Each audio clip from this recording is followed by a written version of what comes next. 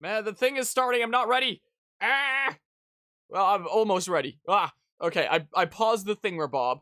Before we get started here, so we're gonna be a little bit behind things. I just want to show my freaking bingo board that I made here by showing it like this. So I just threw it together in like my graphic design software thingamabob here. So I can just copy this and slap it on some thingamabobs. So in terms of this Nintendo Direct, I figure, you know, the free space is that people get upsetty spaghetti. The Direct isn't just 40 minutes of Tears of the Kingdom news. Like, that's the freebie, you know? That's the free space in the center. I slapped around a whole bunch of, like, games that we know are coming up on the Switch of, like, oh, maybe there'll be something with that. I try to distribute them a little bit, like DLC for games where it's like, oh, Engage DLC, Sparks Up DLC, Splatoon 3 DLC, Xenoblade 3 DLC. I try to distribute them so it's not, like, you know, one singular row if all these things get discussed and stuff like that. So I try to shake things up a little bit, not just make it, like, super easy to get a row. I want there to be, like, some challenge. There actually be, like, some, are we actually going to get a bingo thing there? I'll probably count Star Fox as, like, bringing back an old IP, is what I count there. Like, I know it got a release on the Wii U,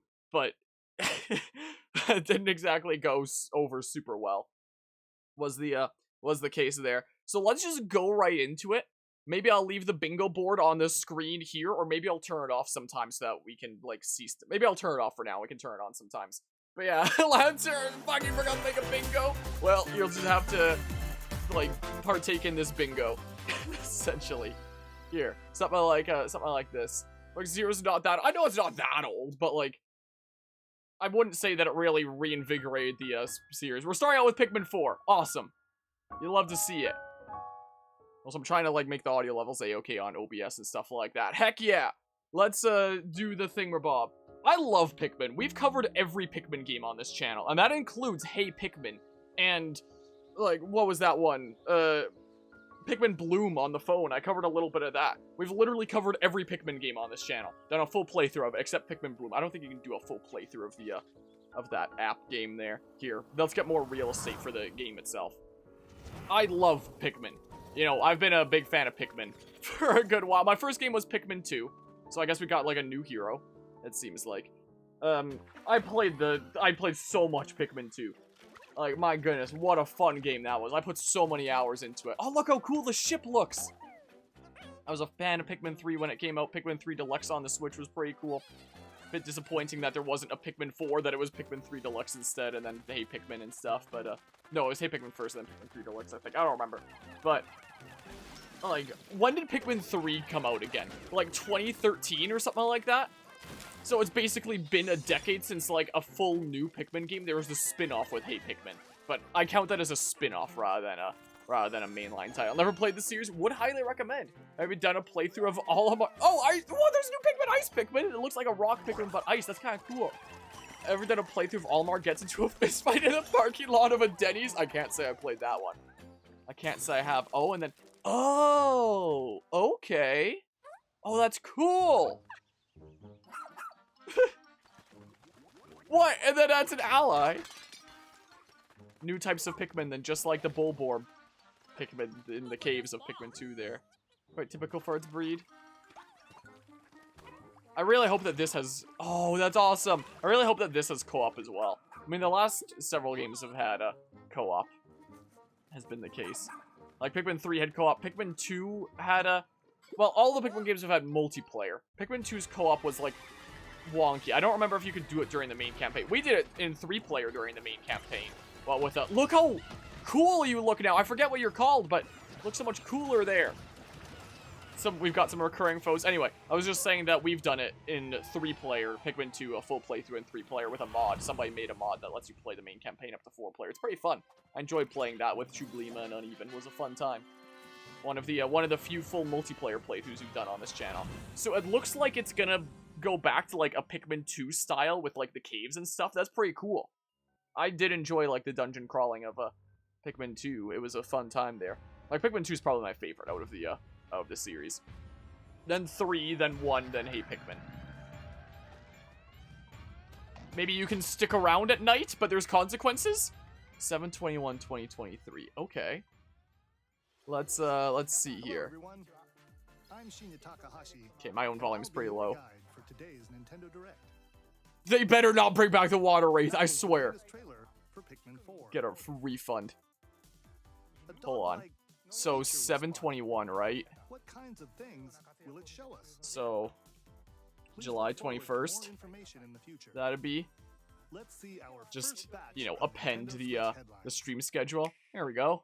Something like that. There we go. This new hero But yeah, is a if real gem. if anybody oh, Xenoblade 3 DLC. Okay. If anybody's curious what the upcoming games are on the channel, just hop into the Discord server and check the schedule channel. We always you know, slap stuff there. Okay. The newest hero and a refined lapidarist. Okay. She can use special ore to craft accessories that can bestow various effects. I have like 180 something Xenoblade 3 videos on the channel now. It's crazy. And I thought I might 100% it for a little while, at least do all the Ascension quests. And I might still, but I'm so busy with other projects that I've actually run out of Xenoblade 3 uploads recently. Maybe if I wrap up some other project and have time. But other projects will take me a lot of time, like the Pokemon Scarlet Violet essay. Oh, cool! That's cool. Which, speaking of, this is the progress on Chapter 3, the gameplay chapter. Is this really what you want? Nice. Who's gonna get through to him? He's a heartless machine.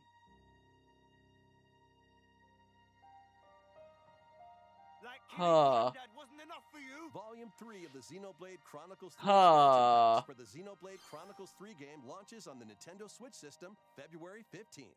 Okay. We're gonna have to go back and rewatch that one Thingamabob.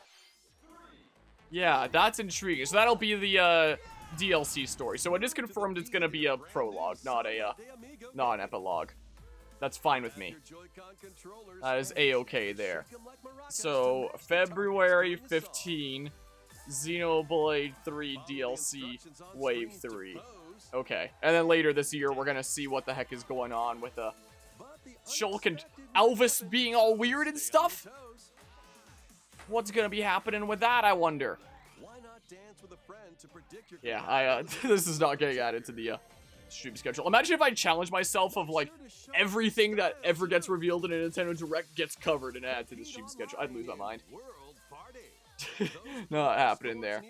But yeah, and yeah, definitely really hyped for Xenoblade 3 DLC there. Like the Wave 2 and Wave 3 of just additional characters and mechanics is like, okay, that's pretty alrighty. But what I'm really intrigued about is the DLC story. I have been working on a video essay for Xenoblade Chronicles 3.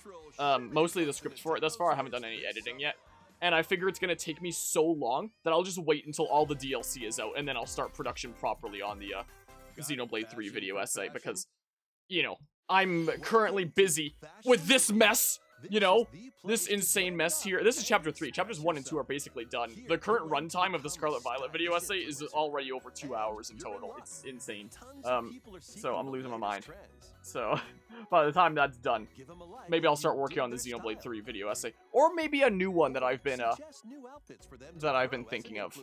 That delves into the topic of, like, the portrayal of villains in media. And how we kind of create the labels of villains within our own world. Does this count as like... Then add a personal touch to give your item a final flourish.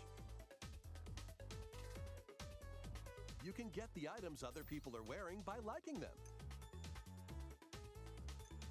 Mix and match your favorites to create new looks. You know, By connecting online, you can expand your friend circle and grow your brand. Oh, man. And you remember the corner store where I used to live had the original Wii Samba de Amigo. Oh, neat. We're playing as that guy in Sonic Tennis. The previous Thingamabob there. Sorry if I'm not staying on top of Thingamabobs here. I don't think that they'd remaster any old Smash games. Dark Worlds. Dracula's Castle beckons in this new paid DLC for the rogue light action platformer Dead Cells. But will they ever make an actual new Castlevania game that isn't like a mobile app? You know, or like a pachinko machine or something or other.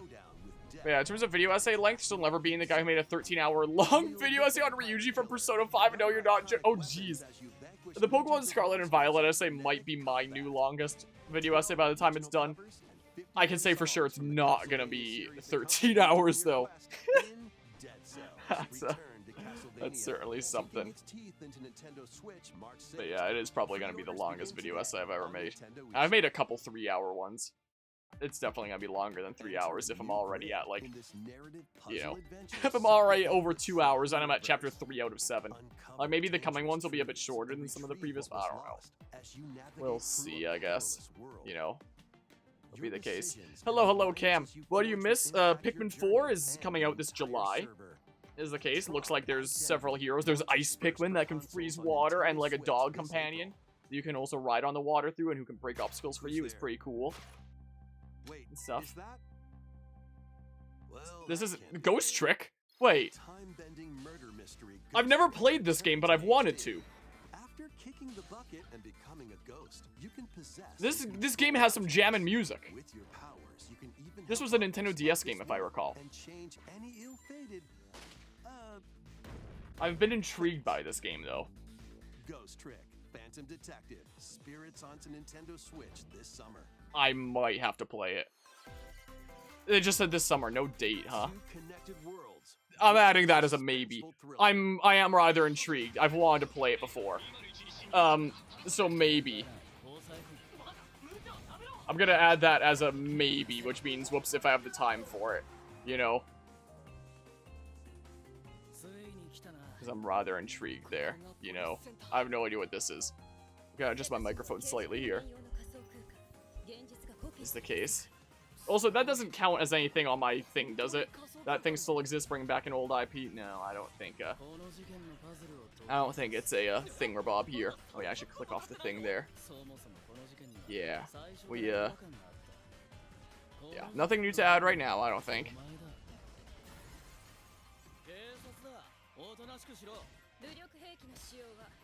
Interesting. Oh, it's got some charm with some of those animations there.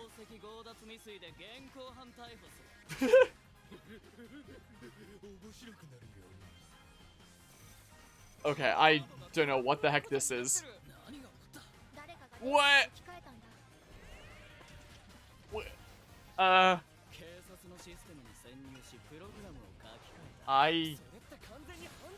That's a flat-out criminal, huh? Yeah, that's what criminals look like. Yeah, definitely give it points for that. I was thinking that for a second as well. Suddenly furries, yeah. No way, it's furry, the video game.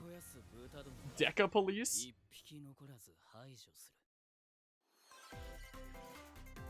Yeah, I'm unfamiliar. Hey, look, a freaking thing that I figured there might be showcased here, because that's coming out like next month, I think. Bam! That thingamabob. Maybe I'll add a fade transition to this thingamabob so it doesn't just suddenly pop in and out of existence. Look, there we go, fade transition. Looks nicer now. Zootopia coming to Nintendo Switch. To be fair, it was only like a tiny little smidge that showed like that, so maybe it's not a main mechanic or anything. I don't know. You'll control both witch and demon at the same time.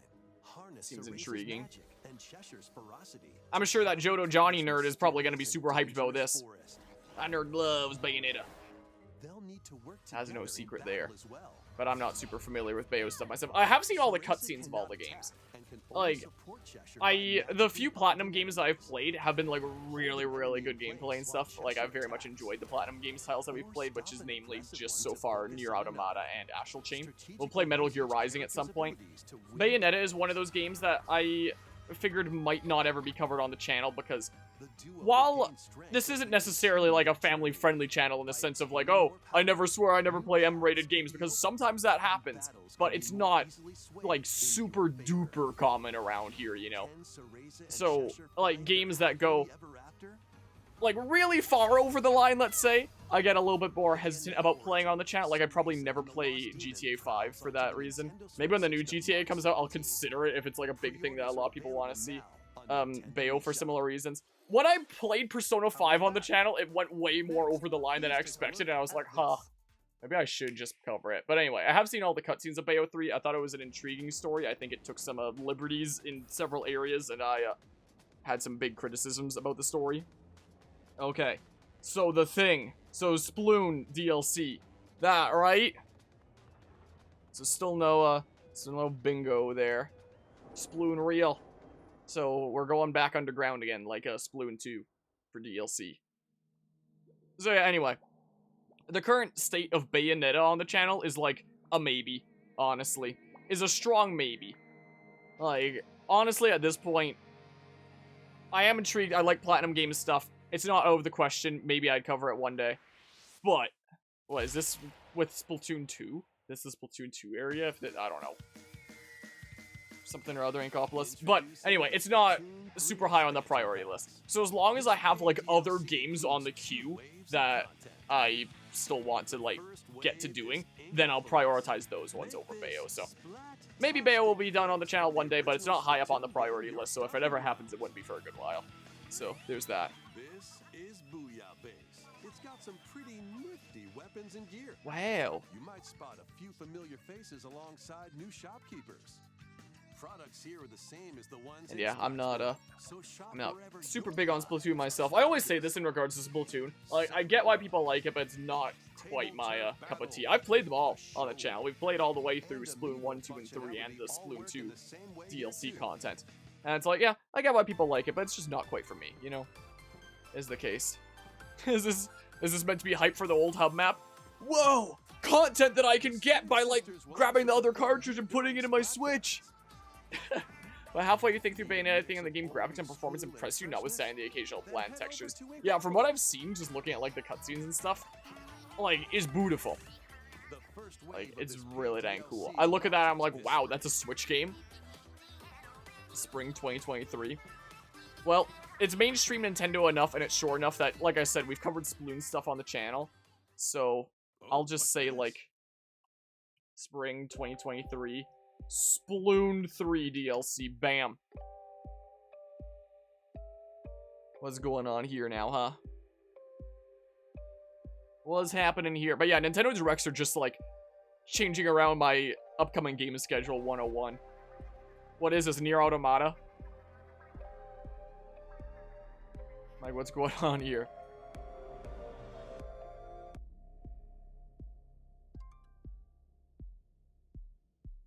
Splatoon 3 X Nier Automata. Splatoon Automata, yeah. Expansion Pass side order. So that'll be a part of DLC that's coming later. I love it when games go, remember the old? Please remember the old. Yeah. Wave 1 Inkopolis Okay. this spring. So, Wave 2 side order will launch in the future. Wave 1. Here we go. The Like that. Splatoon 3 Splatoomata, it's that. will be available later today on Nintendo eShop. Oh, so it's just, like, available to purchase, I assume. Guess I never really looked into it before. Many people have played Splatoon 3 the since case. its launch. Not me. Thank you all very much. I We hope picked it up, players I will be played it able on the to channel enjoy for the sake of game even showcasing it. more with the upcoming It was paid mainline expansion Nintendo pass. Switch enough that it was like, well, Please I'll look showcase it forward on the to channel, more information play about through it, Splatoon 3 stuff. in the future. But yeah. Let's see some more Nintendo Switch. Remember the old? Why not buy the old again? It's not like you already own the old. Yeah, there's some cases like that. Adventure You know. awaits Mickey and friends on Illusion Island. Oh, sweet. Something that's totally not gonna get me copyright claimed on this video. Duck and Goofy.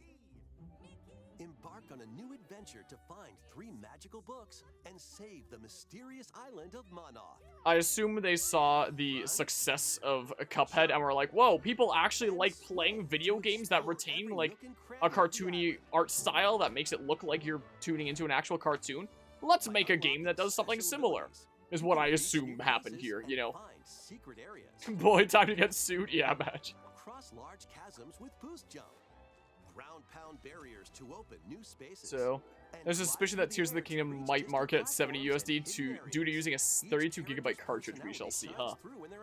So you're saying that them nerds down in the States would get to experience a price increase that we up here in Canada have had for the last 8 years? Something like that? Games used to be $60 here in Canada, but I remember the first ever $80 game I bought was Xenoblade Chronicles X in 2015, and every single, like, full price new game since then has been $80 here in Canada. That's also just because, like, our dollar starts sucking, you know? It's kind of the case, but, you know, as time goes on and, like, inflation and stuff like that, and potentially higher production costs, you know, they might feel inclined to do that. Bringing back an old IP that thing still exists. No, I don't think this counts for anything on the thing, Bob. Hello, Anima. What do you miss? Oh, here's the thing. We can boopity bop. you missed these things on the bingo sheet and stuff. 2 includes Hector. So I guess the placeholder names that they had for the DLC characters, like, really are the real DLC characters coming. Soren, Yeah, it was true. Acumen, So I guess that means that we can fully expect characters like Camilla in Fire Emblem Engage. If the yep, there she is. Camilla, The placeholder names were real modify the terrain because because there are some people. Oh, I know that map. includes And yeah, Crom was indeed one of them. When we were doing the last Engage stream, I couldn't remember if he was one of them. And yeah, Robin was in like a weird position where he was included as like a little footnote thing, but not as a full character. So he just like is part of Crom there. And yeah, Veronica from Heroes is one of them. So they just reveal all of them here. challenge newly added missions to recruit these new emblems. So they just revealed like all of their upcoming new emblem characters, I guess. Nothing left a mystery. Wave 4, Unless there's more new in Wave 4. Because those were all the placeholder names there. That were found, like, data mined in the game's files. Who is it that's putting your world in danger now? Watch out. I haven't even beaten Engage yet. I'm working on it. We just beat, like, what was it? Chapter Wave 13 2 last of the night? Fire Emblem Engage expansion pass for the Fire Emblem Engage game. For the Fire launches Emblem on the Engage Nintendo game. Switch system Oh, what? later today. Oh, do I have to do that? Like, stream that later today? I was thinking after we do this, that we would switch over to play, like, some Pokemon Scarlet and Violet, because I still haven't done everything in that yet. I still need to, like, do the Academy thingamabob, the Academy League, the Academy Tournament, I think it's called. Finish the Gym Leader rematches, then do the Academy Tournament, and then we gotta do some more stuff in Pokemon Coliseum. Or do some Pokemon Cosmic Shake, some SpongeBob Cosmic Shake, because there's not a lot left to that game. We can finish it off in one more session. But if that's releasing later today, maybe that's the game that we're streaming later today. It's a more Engage, despite the fact that we were just streaming Engage, like, last night. Well, dang.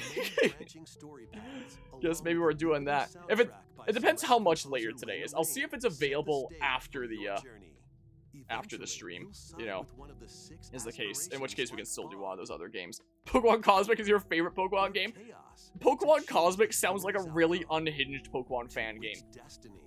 Is what it sounds like. Can never escape Fire Emblem, yeah. That's what it seems like, huh?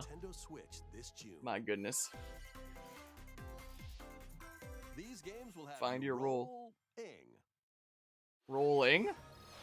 Yes! I'm hyped for this game. I've been tuning into the soundtrack of this game. Like, it's not like they've released the full soundtrack, but they've been releasing previews for the soundtrack. Oh! Ooh! Ooh! Which path will you take first? Who will your allies I loved Octopath Traveler so much, and I'm hyped for this game. And the music that I've tuned into of this game thus far is chef's kiss. It's amazing. It's so dang good. Keep it rolling. So wait, what's this about the, was I not paying enough attention to what he was saying? Was he saying when the demo's coming out? Because if the demo's coming out, like, right after the presentation, because Square Enix has done that with a few games before. Like, we did that with Live Alive, for example, which was the game that originally inspired Octopath Traveler. But then I'd totally just stream that after this is done, you know? I'd love to do that. Let me start playing some Octopath 2, please. That would be amazing. But yeah, I didn't like the first one. I love the first one. It's also gotta be like one of my favorite game soundtracks ever.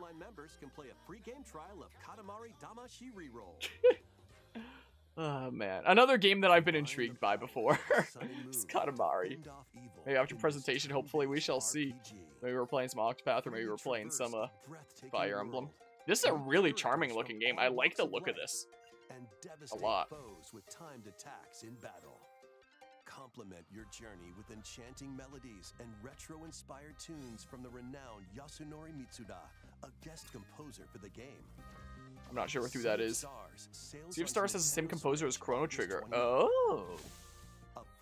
So it has pretty cool music then. Okay. Duke it out in this free-to-play online multiplayer showdown. Form 2 teams of 3 and challenge up What? lightning fast battles, air hockey style. Use Interesting. your striker skills to dominate each match. Change the But not something I'm playing. I've got so many other video games going on, you know. areas to gain the advantage. So if something doesn't like scream out to me of like, oh my god, I have to play that, then it's not With explosive going on the list, you know. Omega Strikers. And yeah, it seems like, well, not quite a MOBA per se, but like aspects of it. On Nintendo eShop. Interesting art. Dive back into the sprawling labyrinth. A A collection of the first Huh. 3 Etrian Odyssey games is Huh. coming to Nintendo Switch. Never remastered played in them, HD. but Many I've heard really treasures good things lie about deep them. within I had a massive friend in high labyrinth. school who was like Its really, paths are intertwined, really and into Etrian vicious Odyssey. monsters lurk in the Was like a shadows. mega fan of A it. blank map is your only guide. Was the case. By drawing the map as Huh. you explore, you can progress even further. Intriguing. Used to play it all the time on his 3DS there. Played it on Venture into 3DS, you were labyrinth enjoying the demo it had? adventurers.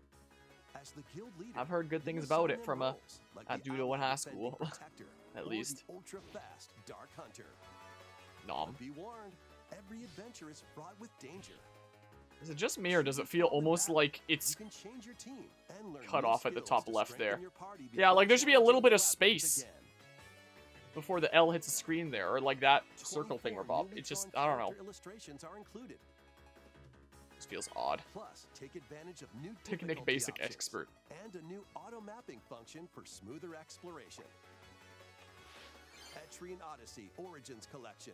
Well, neat. launches on I played any of the Nintendo Etrian Switch games yet, but I got the April 3DS series 1st. cheap on the Each eShop. Suspect they'll collection go on will sale also be again before available closure. Would make sense. on Nintendo eShop. Since the eShop is going down here Pre-orders soon. begin today you know. on Nintendo eShop. Well, intriguing though.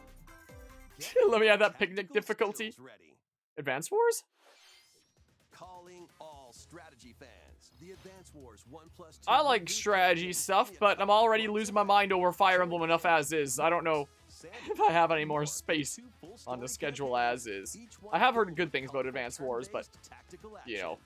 I'm already Flex your strategic going muscles crazy, across a multitude of evidently, modes. with, you know, Design your own stuff we maps have going or on, share in them with addition to, like, friends. video essay Plus, projects, go head in to head in addition to local and online university play. stuff, in addition to projects I have with family, like restoring an old truck. It's like, time! Pre-orders begin today on Nintendo Rip Fates, eShop. no one will be able to play it properly again soon. Yeah, well, anyone who doesn't already own Revelations. I was on the fence about whether to cover this or not, mainly because it seems to be best played with, like, local co-op, since you can play with up to 4 people. And you can't do it online like Mario 3D World, unfortunately. And I don't know if I have anybody that I know, like, personally, who'd want to, like, come on here and, you know, join me in some shenanigans of doing this in co-op. I'll probably do it anyway, but just play on my own. I could, oh, so there's some new stuff here. I could send a text to my neighbor, who's, you know, likes dabbling in some casual game stuff here and there. Just send a text to her and be like, hey, you want to just, like, I don't know why I'm holding this up, this pretend phone like I'm doing a phone call, but just like, hey, do you want to come over and, like, play some Kirby? Like, maybe. I probably wouldn't, but it might be funny, you know, just to do that. Just because it's, like, most convenient possible person you could ask someone that is literally, like, right next door. Just want to come by, play Kirby. Something I've thought about. So a whole new mode here, huh? Finally a reason to purchase this game. Some new additional stuff. So yeah, I have this game pre-ordered. Whoa, Mega Man Down Smash! Samus File Smash. I played Kirby with you, but you're not local. You can't do this online, unfortunately. If it were online, then we could just treat it like 3D World, where we all play it together, but not local. Big sad. So that's where things get tricky. I don't know why they wouldn't do an online thingamabob. Makes me kind of sad. But yeah, I do know, like, some people that might be interested, but considering we're already losing our minds trying to, like, figure out how to schedule playing the SpongeBob movie game together, I don't know if we'd be able to organize something like this, you know. We hope you're looking forward to the new story in Kirby's Return to Dreamland Deluxe. I never played the original Next, Kirby's Return to here's some news Dreamland, so about Nintendo Switch I'm intrigued Online. even with the original Please stuff. take a look Oh at no. this. He said new stuff with Nintendo Switch Online, right? No. What do you bet this is a new expansion? What do you bet? I've been calling it for years now, that they would continue to, like, implement more with expansions. Though something like Game Boy would probably be, like, a default thing for Bob, I would imagine. You can play these games anytime, anywhere. Just Yeah, like you could continuing back to in the day. expand their live service rather than ever actually owning these games. Let's I hate introduce it. the games that will be available at launch. Original's top 3 platformers of all time for you, to be honest, is really good, then. Arrange the falling tetraminos and aim for a high score. Super Mario Land 2, 6 golden coins. Reclaim the castle that Wario stole from you. Yeah, The Legend of Zelda I've made a Link's few Awakening video drags essays actually Awaken kind the of Wind denouncing to escape Nintendo's whole Cold stance Island. towards online and their classic games. So, you know, seeing stuff like Gargoyle's this, it's Quest. not Save the great. Ghoul Realm as I would much Fire prefer a Emblem virtual Engage console where you can DLC. actually own these things, instead of being Game like, and Watch let's Gallery add all 3. this old Find an content assortment that of we've Game and slapped Watch on like super easily, these old games that, you know, we can slap on just to Alone in the artificially Dark, inflate the new value of our nightmare. online Solve a service that murder barely mystery on the works, you know. supernatural Shadow Island. Metroid 2 Because, you returns. know, their online, Discover Nintendo's online Metroid's isn't Island exactly of very Dawn good. SR388. So even if you don't play NES, SNES, or Game Boy Mario games, Land people 3. can look at it and be like, Traverse oh, the world, look at all changing this between game and value life that's based in on there. interactions. You know, when it's like, you know, just an easy means for them to take content that's already been made to, you know, Inhale artificially enemies in inflate the Kirby's value debut of title. their barely functional online service, you know. Is the case, so. You can Not use exactly a Game big Boy, fan. Game Boy Pocket, or Game Boy Color screen filters. Well. Up to 2 players can play compatible games together locally or online. More games will be added in the future. Yeah, not a big fan. Well, you bet this is an expansion. I saw that there was like the Pokemon trading card game on that last one there, Game Boy Advance but there's games no will be way they'd added to include Nintendo mainline Switch Pokemon Online games on Plus something like expansion this, pack. because then they wouldn't be Here able are the to like games that you can play at launch. remaster them one for one and charge full price, you know? I'd be Super very Mario surprised if Advance we saw 4, things like Super Pokemon Mario Ruby, Bros. Sapphire, 3, Emerald. There's no way. 38 extra levels from the It sucks that you Nintendo cannot Wii add the accessory. NSO retro games to your back catalog. You basically WarioWare need to Inc. take Mega away Micro time that you Games. use for online with Experience the modern games in order to origins get of the value through lightning fast playing the micro old games. games. It's certainly one heck of a situation, isn't it? Guide the spinning stick to the goal without hitting Like- obstacles. Like, do a virtual console kind of situation. Mario Add Kart classic Super games like Circuit. classic Pokemon Racing the games first that people Mario can Kart own game and be able to created for a play with portable one another. system. And that'd be great, you know? Mario and Luigi Superstar We just Saga. did a playthrough of that last Venture year through a on the zany channel, world though of the and fight remake. with equally To be zany fair. attacks. I hope if there's time to Legend of cover Zelda: Partners in The Time Mage this Chat. year, do like the Shrink next to one, but miniature we'll see. size and dive into a We'll big see. The throwing adventure. stadium up there, you need Game Boy games to complete the package. Oh, no. Local and online Gosh. play is supported for compatible games, and up to 4 players can play together. I don't know if they do an expansion for this or whether it would just be base as well. Guess it's More games base will as be well. added to this library as well. Maybe that'll... Just because I have a Nintendo After this Online anyway, presentation, you can play these Game Boy titles with the Nintendo Switch Online membership. it is Or an play both expansion. Game Boy and Game Boy Yup, Advance titles there with the it Nintendo is. Switch Online Plus expansion pack membership. There it is! There it be! It wasn't N64, but this is basically what this was here, of like only for an expansion pass is what that was meant to make up there. You know, there it is. You love to see it. Oh man. I was about to say, like, if the Game Boy Advance stuff was base Nintendo Online, then maybe when we eventually play things like Fire Emblem 7, I just do it through that. But then I realized that that's a bad idea, because I would never truly own that in, like, my own save The file. original So... Metroid Prime games Oh, were come on! I released just did a on the playthrough of this Nintendo last year! Are you kidding me? Ugh. Take care, Reggie Bump. I literally just did a playthrough of this. If I had known this was coming... Oh, it looks so good! Man! Ugh. Guess we're playing Metroid Prime 1 again. Ugh. I actually had a lot of fun with this game. Oh, it looks good. Man. Oh, darn you. We literally just did a playthrough of this on the channel last year. We were gonna do Prime Hunters this year and then Prime 2.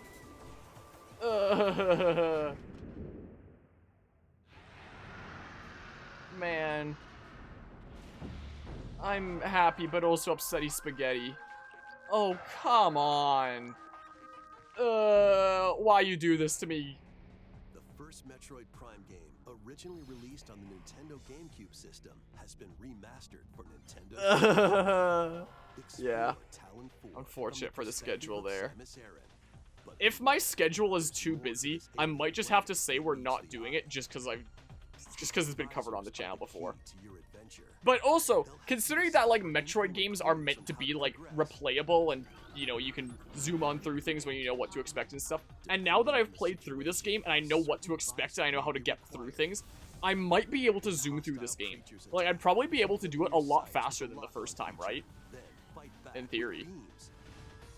Right? Wait, how was it when I played Metroid Prime? I don't remember. I could check Dolphin. Probably just, like, do, like, a rough adding them up from the playlist of it. Something or other. Yeah, the graphics look really nice. I experienced the feel of the original game. I played it with the original control scheme. I had the choice of playing, like, the trilogy version with, like, the aiming thingamabob, or... launches on Nintendo eShop later today. What? The physical version of the game will be available in stores February 22nd. Anyway, I played with the original control scheme. So, and it's kind of weird, because, you know, it wasn't quite the era in video games where it was convention to have, like, left stick moving and right stick aiming. There had been games that had employed it before that point, before the release of Metroid Prime, but it wasn't yet industry standard, you know, was the thing. So, in the original Metroid Prime, you use the right stick, the C stick, to, like, change which blaster you had equipped between, like, you know, Plasma, the Frost, the few different thingamabobs there. Those thingamabobs there. And you basically would do both movement and aiming with the left stick. So, you know, you couldn't exactly look up unless you held one of the bumper speed looking up and down, because up and down would otherwise be moving forward and backwards. So it felt otherwise kind of like a weird rail shooter in a sense. And it took me a little bit of time to get used to, because I got used to, you know, like, modern games, like, modern conventions of the two sticks and stuff, but eventually I kind of got used to it. I didn't have, like, complete freedom of, like, movement and aiming because of the kind of wonky system, but eventually I kind of got used to, like, kind of coasting along in a smooth kind of way with that, but it's weird. So yeah, the original control scheme of Metroid Prime and the new modern kind of way of, like, left stick move, right stick aim is a very, very different way of playing the game, you know? So, like, anybody who does pick up Metroid Prime Remastered there, like, I implore you, maybe not to do, like, a full playthrough of the game on, like, the old control scheme, but at least try it out and, like, feel it, you know? Because it's intriguing, you know? So, like, give it a shot. I don't know if I'm covering Metroid Prime Remastered. Again, once you've beaten Metroid games once before, you can probably zoom through them pretty well if you know, like, what to do and how to solve things. So I might actually be able to, like, zoom through it pretty good, you know? I'm not streaming that later today. I love this theme. I think this theme's in Smash, right? It's a good theme. It's an awesome music theme. I do approve. Just casually dropping bait and Kaitos. Something that I don't know much about apart from loving the music. Do I play Metroid Prime Remastered? I'm definitely not doing it later today. I like my games physical. And anybody that does want to see Metroid Prime on this channel, anyone who's seeing this direct and are like, oh my goodness, Metroid Prime is dropping on the Switch later today for digital? Like, I wanna see what this video game is like, and if you want to see it on this channel, just tune into the original. Maybe I'll link it in the description. When this is up on YouTube after the fact, I'll link my Metroid Prime playthrough in the description. Like, it's a pretty recent playthrough, since it was just last year. And then when it comes out on, they said the 22nd, then maybe. Then maybe. Because, I mean, how long was my, thingamabob anyway? To make the island your own. I shouldn't have done a playthrough of it last year. Gosh dang it! Hold on, how long was my thingamabob anyway? Because even as is, so there's part of my Scarlet Violet video essay. It wasn't super long, was it? So if I already know what to expect going through it, it would be even shorter, right? It wasn't super long. It was a 32-part series, it seems like. So, it wasn't particularly long. So I played it in, like, Dolphin HD, and with the original control scheme. Sorry, anyone that was interested in Fantasy Life, this is the thing. So, we did it, like, yeah, from May to June last year, and it was only 32 parts averaging, like, half an hour. So, what, like 16 hours then-ish? Something like that, 15 to 16. Wait, Professor Layton! I should have been blocking the screen with that. I haven't actually played a Professor Layton game myself, but I've been intrigued by them. New World of Steam. Huh? And I've seen the full story of Professor Layton versus Phoenix Wright and stuff, and I was intrigued by that.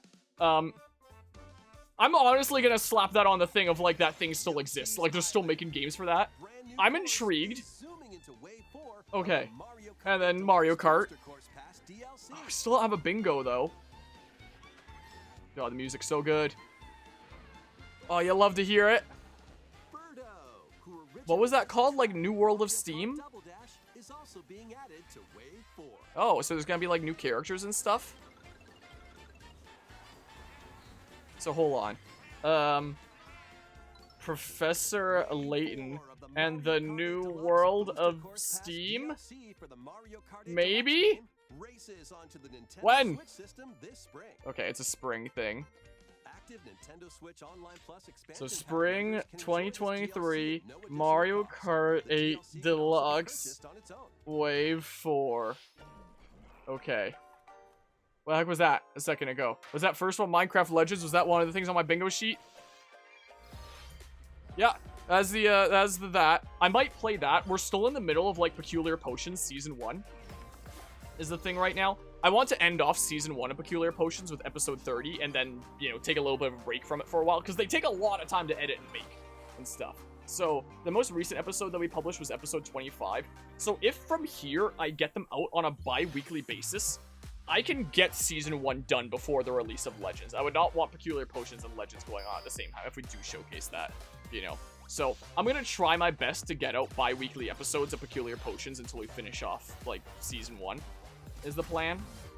So we shall see if I can pull it off in the wake of, like, other projects and stuff like that. It's been a little bit difficult to do. Again, like, I've been going kind of ham on the Scarlet and Violet video essay, but, you know, maybe I should put that like the back for a little bit, finish up Peculiar Potions, and then, like, pick up the Scarlet and Violet project again a little bit, you know, is the thing. Which, speaking of, when it comes to the Peculiar Potion series, I might need, like, some help for some people for, like, some scenes. There are some scenes that I might end up recording where I could use, like, some people, like, just being present in hey, the thingamabob! Being present in, like, scene and stuff like that. Be other people existing in an area. So, I might reach out in the Discord server at some point about that. Thank you for staying with us so far. Should I count reselling old games? Will be our last segment. Please take a look. Last segment, so it's Tears of the Kingdom. Is the case. Is what it is. Yeah. It'd definitely be that. Oh, those are interesting looking doodles, huh? But is it Tears of the Kingdom Special Edition? I didn't have just straight up Tears of the Kingdom on my bingo sheet because I figured that was too free. You think yes, Anima? For that? And we can get a bingo that way, basically. Oh, those are some pretty crazy looking Lizalfos there. Rise, my servants. Sweep over Hyrule. Eliminate this kingdom and her allies. Leave no survivors.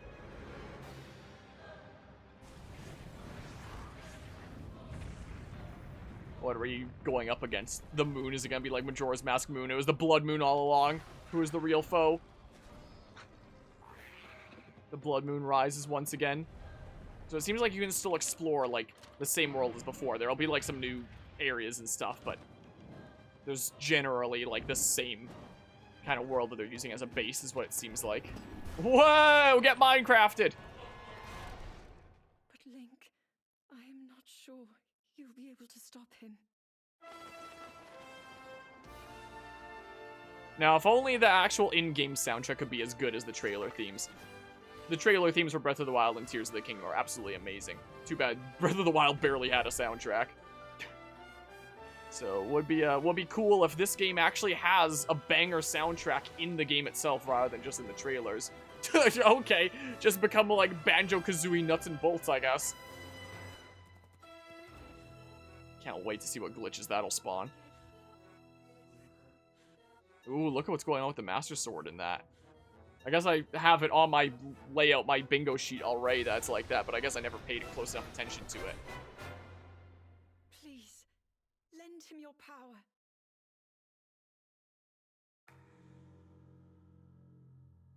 Interesting.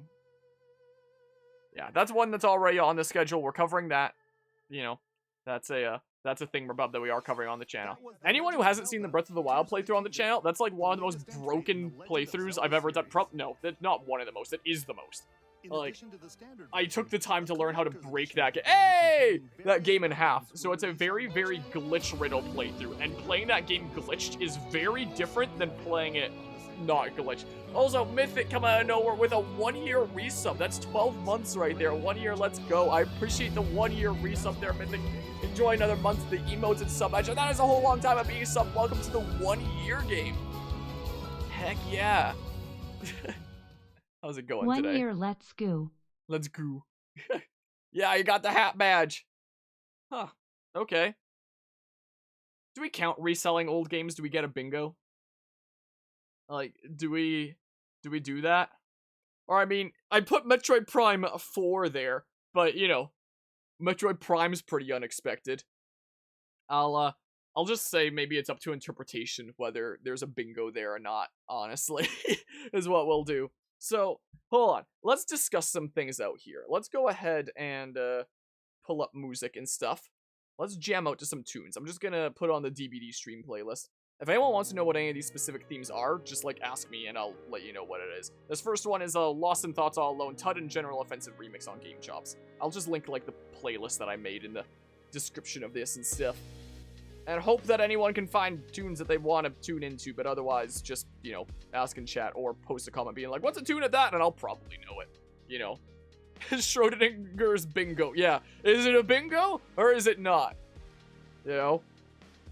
Okay, yeah, maybe I should turn it to, like, there-ish. So, yeah, we're just, what's a good audio level? I don't know, something like this. Okay, so let's go through things here. Let's have a little bit of a look-see at what's going on here. Come on. So the first thing during this direct was Pikmin 4. And I'm hyped for Pikmin 4. Pikmin 4 is gonna be fun, I imagine. Like, it looks really nice and charming. I'm liking the look of it here thus far. World's pretty darn cool. It seems pretty neat that they're going back to, like, Pikmin 2 kind of style with the caves, it seems like. Okay, I'm putting the music to there, and then I'm leaving it, I think. But yeah, do you see the chat chanting Tomodachi Life 2? I did not see that. So it seemed like there was 4 characters here. So the onion actually looks like a fruit kind of thing this time. Yeah, red Pikmin and stuff. So we're back to collecting treasure, it seems like. So yeah, it was ship parts in Pikmin 1, treasure in Pikmin 2. There's ice Pikmin. Then there was fruit in Pikmin 3, and now it's back to treasure again, it seems like. So yeah, it seems like it's taking the general Pikmin 2 stance. Maybe combining, like, the stances of Pikmin 2 and 3. And I'm okay with that. Here, I'm gonna take this out so we can see more of the thingamabob. Like, I'm fine with that. That sounds cool to me, you know? So you count as 10 Pikmin. Interesting. Neat, neat. That Tears of the Kingdom Collection Edition will sell in about 10 seconds. It's sold out before you finish typing that sentence. Yeah, honestly. It's honestly the case. Was that a little boat there? There's a little boat treasure. So I guess you have to, like... Wait, no, you can't freeze that over. Because then it'll be stuck in that. So you need enough blue Pikmin, I guess, to be able to do that, right? Would be the case. Otachi. Interesting. So you find your other teammates that away. So are they still named in, like, the same kind of way? Like A, B, C, D or something like that? This guy's name is Colin.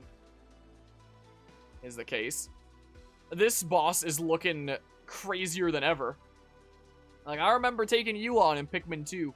Was definitely the case. Some recurring bosses here. Oh, they look different, though. So it doesn't just spew out the regular kind of Bulborbs. It's like these underdeveloped kind of ones, which makes sense there, but ugh, kind of weird looking, huh? Yeah, I'm looking forward to this. Yeah, it might be a little bit. Do you know what's really early? All the stuff they've revealed for Fire Emblem Engage DLC already. I haven't even beaten the game yet. I'm still working on it. Guess that theory that the list big Switch game is Tears of the Kingdom has been debunked? That the list... Is that supposed to be last big Switch game? That makes more sense. Yeah, so, okay, it looks like there's almost Starbit-like things if you stick around at night. So, my prediction here for what's going on is previous Pikmin games, you had to leave, like, during the night because of, like, the dangerous creatures that came out. Whereas this game, I assume that it's an option. Like, you can go up during the night to be absolutely safe from the night creatures, but you can stick around, reap greater rewards of, like, those things that are exclusive. But the enemies around get, like, extra mean, so there's, like, an element of risk involved there. That sounds cool. One day you'll learn to spell basic English words. Okay, and then it was the Xenoblade 3 DLC. So, okay, a little bit more to this. I'm looking forward to that. So yeah, new character coming out here. And stuff. Jewel loving, you said, huh? Okay, I actually kind of want to listen back to this stuff here. Hey, a Metroid remix that's, come on, Phendrama Drifts by Helliant. Hold on, I want to listen to this. I want to hear here. My video essay script for this game is already at like 40 pages. It's insane. It's just on story thus far. Say hello to Masha, the newest hero, and a refined Lapidarist. Lapidarist. Special ore to craft accessories that can bestow various effects. So I assume this is how you get like the best accessories in the game. Elements are also being added. Select What's being added? Hold on. challenge battles with roguelike elements are Roguelike being elements. Added. Select only one character and Roguelike battle wave challenge after wave of battles. enemies. Huh. For every win, Okay, well it's not just one ally. It's one playable character, and then one of your heroes that you can bring, is what it seems like. New waifu and Xeno. You upgraded Switch model announced yet, but you don't mind giving after wave of your enemies. major game backlog. Yeah, For every there's win, that at you learn least. more heroes. Metroid Prime Remastered is actually cool though, considering the original cost about 2 arms and 1 leg and a kidney to buy. That would be really cool if it was like the trilogy remastered. And I'm up to say spaghetti because we just recently did Metroid Prime on the channel. Okay, so what kind of outfits have we got here? So it seems like for Noah we have like the classic Shulk gear. Lance is the classic Ryan gear, nice. Uni is the classic Melia gear, nice. You have the classic Jin thingamabob when he goes into like Super Saiyan speed mode and stuff. Senna has Bridget, which makes sense. And then wait, what's Mio's there? What one is that? Like it's a Xenoblade 2 one, evidently. So yeah, the Xenoblade 1 ones are Shulk, Rhine, and Melia, which makes sense as like the most equivalent characters there. And then we have Jin, Bridget. Like Bridget makes the most sense for Senna. Jin is an interesting choice for Taion there. And then I don't know, like Haze or something? I don't know. What's going on with Mio there? No, wait, looking at the shoes and stuff there. No, I guess that's gotta be like Nia's classic gear, Nia's blade gear, except like altered. Is what it's gotta be then. Is what it must be. Because her closest equivalent from 2 would be Nia, her closest equivalent from 2 would be Bridget. It's interesting that they chose like Jin for Taion there. And coming in volume Stuff. 4 later this year. Okay. Tell me why! Is this really what you want? Nothing's gonna get through to him. He's a heartless machine. Is that the new Rex? Like killing Granddad wasn't enough for you? Volume 3 of the Xenoblade Chronicles 3 expansion pass for the Xenoblade Chronicles 3 game launches on the Nintendo Switch system For the February Xenoblade Chronicles 15th. 3 game. No, I'm adjusting the volume there. Huh. And coming Hold in on volume here. 4 later this year. Yeah, that's the base Monado that Elvis is wielding there. Don't know how you feel about older Rex. It's interesting, huh? Yeah, he's adopted almost a Zanza-like look here with this effect as he wields like the base Monado. Tell me why! Tell me why. There's that core crystal that Definitive Edition introduced and stuff. Can't go 20 seconds without a typo. Is this... And yeah, there's the replica Monado. Looking cooler even than in the Future Connected. Like, look at that effect. That's friggin' cool. really what you want? There's older Shulk. Who does older Rex remind me of? So I guess now that, like, Pyra and Mithra are separate, he can wield, like, those 2 swords individually, which is pretty cool. Like, can't lie, that right there on its own is pretty badass. Having both Aegis swords. He still has the anchor shot here. That's cool there. But what what does his character design remind me of? Because when I look at his face, I don't see Rex, you know? Like, this is obviously Rex. You know, we can tell from, like, the jacket, there's Shulk over there, so the counterpart there would be Rex, wielding both Aegis swords, Aegis shot. This is Rex. But, like, initially looking at his face, I don't initially see it. Like, I know that he's much older and stuff, but... Nothing's gonna get through to him! And who is that voice? Because definitely not the voice actor of Rex from Xenoblade 2. Unless he's just, like, that talented at doing different tones, you know? He's a heartless machine! Yeah, there's Elvis. Hold on. Nothing's gonna get through to him! Huh.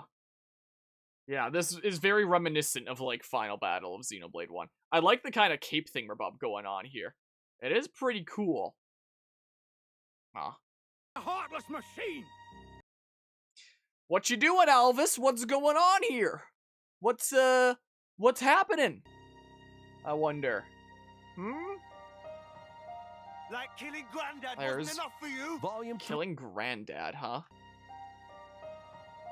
Like killing Granddad wasn't enough. Huh. So I feel like in this expansion pass here that you're going to be playing as the founders. I imagine that this is going to be one of the main characters who is one of the founders. Which, gosh dang it, I would have no idea where to check in my playthrough to look at the founder statues. I can just pop Xenoblade 3 into my Switch and have a look-see. That's what we could do. Let's close Fire Emblem Engage. So, where did I put my, here's my game cases. Unless Xenoblade 3 would be in my game case on my desk there. Let's see. Yeah, it must be, because it's missing from this case here. Hold on. Just a hot second here. We need to have a look-see for science. Where did I put Xenoblade 3? Oh, where did I put Xenoblade 3? It might be, skedaddle back for a hot second. It might be in here. Must be. Nier Automata, Smash Bros, Mario Kart, Xenoblade 3. Hold on. I imagine that Granddad is referring to probably Shulk looking at this dudo here. So, Elvis killed Shulk and Rex. They were old enough to the point that they already had kiddos and stuff. And this is like a couple generations later. And this guy, who's one of the Ouroboros founders, is like, so killing Granddad wasn't enough for you, eh? Hold on a hot ticker here. But yeah, I wish you knew anything about Xenoblade 3 so you could contribute to this conversation. Well, we have plenty of Xenoblade 3 videos on the channel if ever you want to tune into that. Easy plug. Anyway. So it looks like Nintendo actually set a reasonable price for the Prime Remaster, 30 plus USD on the eShop. Okay, that's pretty not half bad there then. Hold on, I just want to have a look-see here, you know? Just want to have a quick look-see. Because, yeah, this figure reminds me of one of the statues of the founders, is the case. So what do we leave off doing for Xenoblade 3 on the channel here? Is the question. Let's find out when I hit continue. Let's find out what was going on with our heroes. Because the last time I would have played this was this stuff with the last DLC.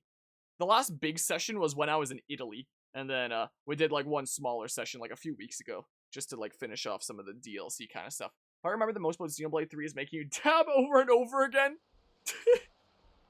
Oh, there's some info here. Should we? Hold on. Let's go get the info really quickly. This is a Xenoblade 3 stream now, briefly. Bungie spuds are so good I can eat them by the sack load. I know. I can always make space in my belly for them. Whoa. And now, once this goes in like my Xenoblade playlist, you can't say that this was done off camera. Well, if it doesn't go into my direct Xenoblade 3 playlist, it just go into my Xenoblade series playlist, then it would technically be out of series. Whatever. Spongy Spud Eval. Anyway, where I want to go is to the statues, the founder statues. So, the city.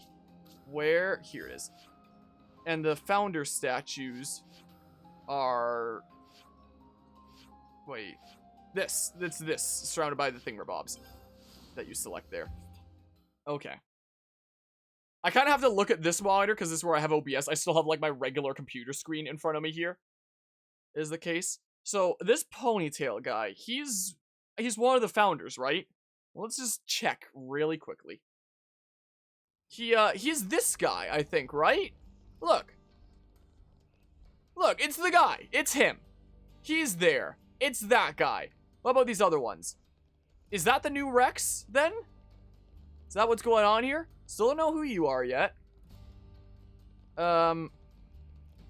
You look similar to Shulk, but I don't know if you are directly him, but you have, like, some similar designs, at least. That's probably Shulk, then, right? And then to know who this is yet. But anyway, this guy right here, and, like, look at that ponytail and stuff. That's him.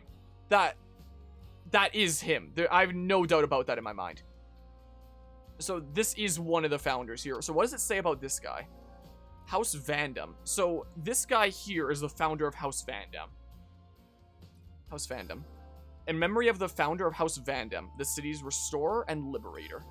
The original incarnation of the city was once laid to ruin by Mobius N's hand. The founder realized fully the power of Ouroboros, heretofore limited, and fought against N, ousting him. Once victorious, he gathered this old city's people, scattered to the winds, and re-established the city. With the city restored, he left its government in the hands of the founder Doyle, and departed on a lonely expedition. No records exist of his fate thereafter. Heirs of House Vandam's lineage only returned to the city several centuries later. Oral tradition has it that the founder was a master of the classical art of fistfighting, and the scions of House Vandam carry on the custom to this day. So this is probably going to be the hero of the DLC story, and he's going to be a bit of a fist fighter, it seems like. That could be an interesting new main weapon there. Like killing Granddad wasn't enough for you? Volume 3 of the Xenoblade. He's a heartless machine!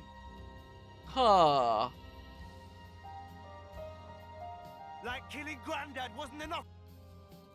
But yeah, I guess maybe he looks a little bit like he could be a brawler. Anyway, these other characters here. You okay there, Mio? This I think is Rex then, right? I don't quite see like the anchor shot thingamabob on his arms, but hold on. Tell me why!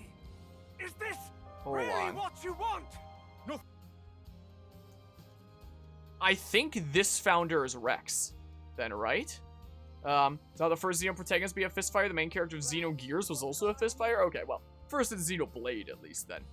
You know, I think this is Rex. I think here, you know, that's looking like, yeah, that's the same jacket there. There's like the two straps across the chest while the third one is unbuckled. This is Rex. This is indeed the case. Same hair, little goatee and stuff. That's him. So what does it say about Rex here? House Cassini. A memory of the founder of House Cassini and the city's liberatrix. Much like the founder of Reed, this statue too depicts the founder's respected mentor rather than the founder herself. So there's going to be like some sort of female character that occupies this slot within the DLC story. But this is depicting the respected mentor rather than the founder herself to have like a statue of Rex in the game here. Okay. The mentor boasted a robust physique, wielding two great swords at once with the utmost ease and facing Mobius despite the loss of one eye. Well, spoilers for the DLC story, Rex is gonna lose an eye apparently. Boasting two great swords, huh? Yep, so there's that. So he's gonna lose an eye. Some way, somehow. He's gonna get a little bit of an eye patch, it seems like. So this is like initially before that happens and he still has both of his eyes. Okay. He lived his, maybe it's just like a name that was come up with sometime later down the line there? Would it be Rex Cassini? I don't know. It was never established in Xenoblade 2 proper. So, like, we never knew who these statues were before that point. There were some theories that, you know, some of them might be Shulk or Rex, you know, characters like that. But there was nothing definitive that said it for sure. Now we know for sure. He lived his life an unsophisticated sort, broad-minded but impassioned, and is said to have aided the founders in the fight against Mobius, physically and spiritually. He was further reported to have been a free spirit, whose qualities influenced the other founders, still young and impressionable when the city was restored. Or impressible when the city was restored. He's not too young here, I mean, he's not like the kiddo that he was in Xenoblade 2. Indelible proof of this rebellious spirit can be seen time and again in the ethos of the house in generations to come. Okay. And then finally, even though this one bears some resemblance to Shulk, actual Shulk will be this one here, right? Let's Tell see. me why! Is this real? Yeah. That is actual Shulk. He's got the power bracer there, like right on his chest. He's got the thing where Bob's going on with the cape. That's Shulk. Okay. Be what you want. Nothing's gonna get through to him. Okay. He's a hot. Yeah, and he's got the crazy cape thing where Bob going on. So, interesting. So, here's one of the characters that will play as in the expansion pass. I assume these are going to be like 3 others. And there's going to be like 2 others and their respective mentors. Are Shulk here and Rex there. And Shulk is written House Reed. A memory of the founder of House Reed and the city's liberatrix. Rather than the founder herself, this statue depicts the founder's mentor figure, standing as a sign of the deep reverence and devotion she felt for her teacher. The founder's master was unconnected to her by bonds of blood, yet he raised her as would befit a child of one's own, it is said. So he has an adopted daughter, it sounds like? And that in that case, Shulk adopts a kid at some point and stuff. Okay, so that'll be something added sometime later today in that case. Though of a calm and constant disposition, the sight of him on the battlefield, great red sword in hand, struck fear into many a Mobius, that being the replica Monado then. And though the vicious struggle against Mobius cost this ferocious warrior his right arm, which has not happened yet, so each of them takes like a great loss. Rex loses an eye, and Shulk loses his right arm, as we see here with like the robot arm kind of thing that he has there. Though the vicious struggle against Mobius cost this ferocious warrior his right arm, the loss did nothing to diminish his desire to hone his martial skills each day, standing as vivid testament to his indomitable will. Huh. And thus Shulk became Dunban. Yeah, it does draw a parallel there with him losing the use of his right arm. Huh. So, Shulk becomes kind of like Dunban in this fight, and Rex doesn't really become like Zeke, but, you know, Rex loses something as well. Or if you're IGN, Duncan. But yeah, gotcha there, Mythic. Huh. Interesting. So yeah, spoilers for the Xenoblade 3 DLC. Shulk's gonna lose an arm and Rex is gonna lose an eye. So while we're reading them, let's just look at the other ones here anyway. So the other characters that we play as in Xenoblade 3, because maybe now that we know the identities of 2 of these characters and have a rough idea of one of them, what about the other 3? House Doyle. Memory of the founder of House Doyle and the city's liberatrix. Directly descended from those who established the first original city.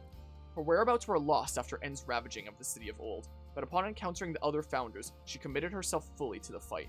Okay, so this is going to be a party member that we recruit a little bit later on into the DLC story. This founder is said to have a familial relation to the founder of Vandam, with scant extant records suggesting they were likely brother and sister. So, she's related to, like, Rex's house then, right? Vandam was the one for, no, Vandam was the ponytail guy, actually. Whoops, sorry. Cassini was Rex's thing about. Hello, Alucard. I'm doing pretty alright. We're just analyzing Xenoblade 3 here at Theory Crafting because of the Nintendo Direct that just aired and has given us some interesting information here. Yeah, I did indeed see that there. So they might well be siblings here. Yeah, Fandom was a ponytail guy, Cassini was Rex, and Reed was Shulk. Okay, yeah, that. So, a familiar relation to the founder of House Vandam with scant extant records suggesting they were likely brother and sister. Okay. So, she's gonna be like another main character of this story here. And she's probably gonna be like the sibling of this guy here. It's gonna be his sister. Though maybe they won't realize it within the actual plot itself. They might not know. Well, hopefully there's nothing romantic that goes on in Xenoblade here. She fought alongside the founder of Vandam then, who was the elder of the two, and brought the power of Ouroboros to completion. Said to have been bright and wise, this founder laid the cornerstones for much of the city's governance and legal system. Okay, interesting. And take care of their chaos. Yeah, and this is the brawler guy.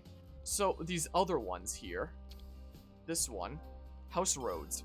A soldier of Agnes, this founder's fight to the death against the founder of Ortiz, a soldier of Kevis, is that the Ortiz one there? Was interrupted by a chance meeting with other founders. So maybe that's where Vandam is like, oh, this is ironic within the events of Xenoblade 3, the main game there, where our heroes came together in a similar way, where he's like, oh, this is fate, like it's happening again. Freed from the bondage of her flame clock, she joined the fight against Mobius. Although a soldier, the founder is reported to have been exceedingly gentle and kind at heart. Additionally, her skill in the healing arts greatly contributed to the development of medical science in the city in later ages. And irrespective of starting life as an Agnian soldier, she is said to have surpassed 80 years of age, though the way she achieved that remains shrouded in mystery. So she breaks the 10-year cycle in some way. So you start out as a soldier of Agnes, and you're going to start out as a soldier of Kevis.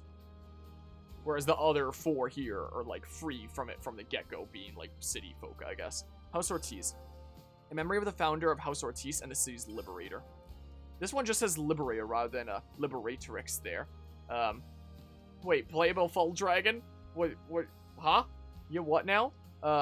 Yeah, I know my category is unchanged because we're discussing things out here. Kavesi Soldier's founder was released from the Flame Clock system by other founders, and henceforth spent every last ounce of his energy for the cause to liberate the city as one of the first Ouroboros. With surpassing skill in mechanical engineering, the founder fought not with a blade, but with a weapon of his own fabrication. He was also responsible for laying the foundations of all the mechanical systems supporting the city to this day. Okay, following the fight against Mobius, and he poured the remainder of his days into rebuilding the city, before finally perishing at an age of 80 years. Though how he attained that feat despite his origins as a Kavesi soldier remains unexplained. Okay, so in the DLC story, there's going to be these 2 that are like soldiers of the system that have some sort of a chance encounter with the other founders, and then, you know, get freed from the Flame Clock system and pursue Ouroboros together. They're going to meet up with this founder and this founder, which are Shulk and Rex respectively, but they're going to meet up with, like, you know, the characters that they mentor. They're not going to meet up with Shulk and Rex themselves. They're going to meet up with the characters that they mentored that make up the 6 here for this thingamabob. Along with this guy who something happened to his granddad, it sounds like, and this character who's probably his sister there. So this guy here and a sibling, it seems like. No idea, bruv. It'll be interesting to see what happens here. The Ouroboros Stone's Cage. The object on display upon this plinth is the very first original Ouroboros Stone's Cage. It is important to note that initial designs for the monument are said to have included a statue of a 7th founder in its place. Next to no information remains about the 7th founder's identity. It is possible this is not due to a simple loss of records. Rather, historians speculate that this is the result of a conscious decision by the 7th founder. This is gonna be, like, out of left field. But what do you bet the 7th founder 4 later this year is actually like Elvis?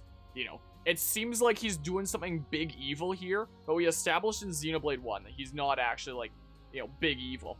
If he knew that the worlds were coming together here, like, he's doing something that Shulk and Rex are pretty surprised about, but there's gotta be, like, some sort of good reason for it, I would imagine, from what we've seen of Elvis in Xenoblade 1, you know.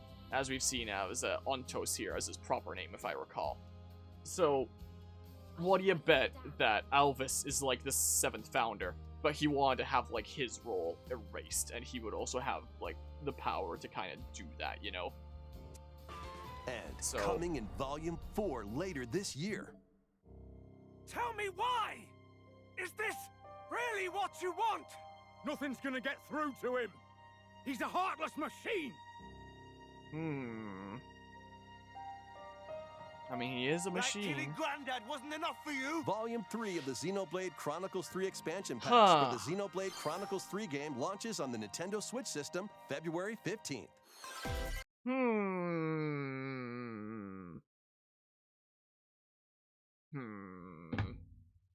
That's a little bit of a chin scratcher, a head scratcher, whatever the heck there. So, So we know that Shulk is gonna lose his arm. Rex is gonna lose his eye. There's Ponytail Guy, that's a brawler. That's gonna have, like, the sister there. So maybe Ponytail Guy is, like, our hero there.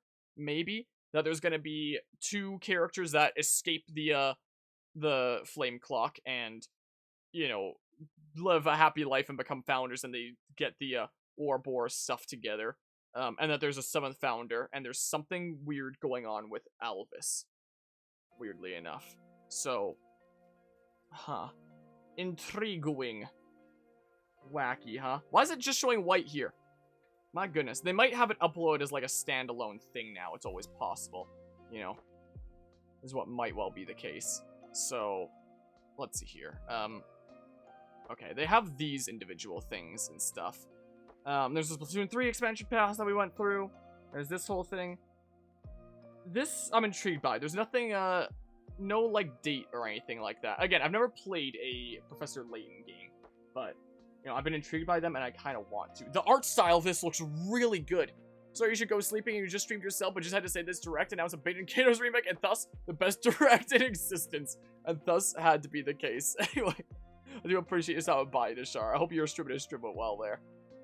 New adventure will begin shortly. Huh. Interesting. New World of Steam. And the New World of Steam. So I entered that right? Under a maybe? Yeah.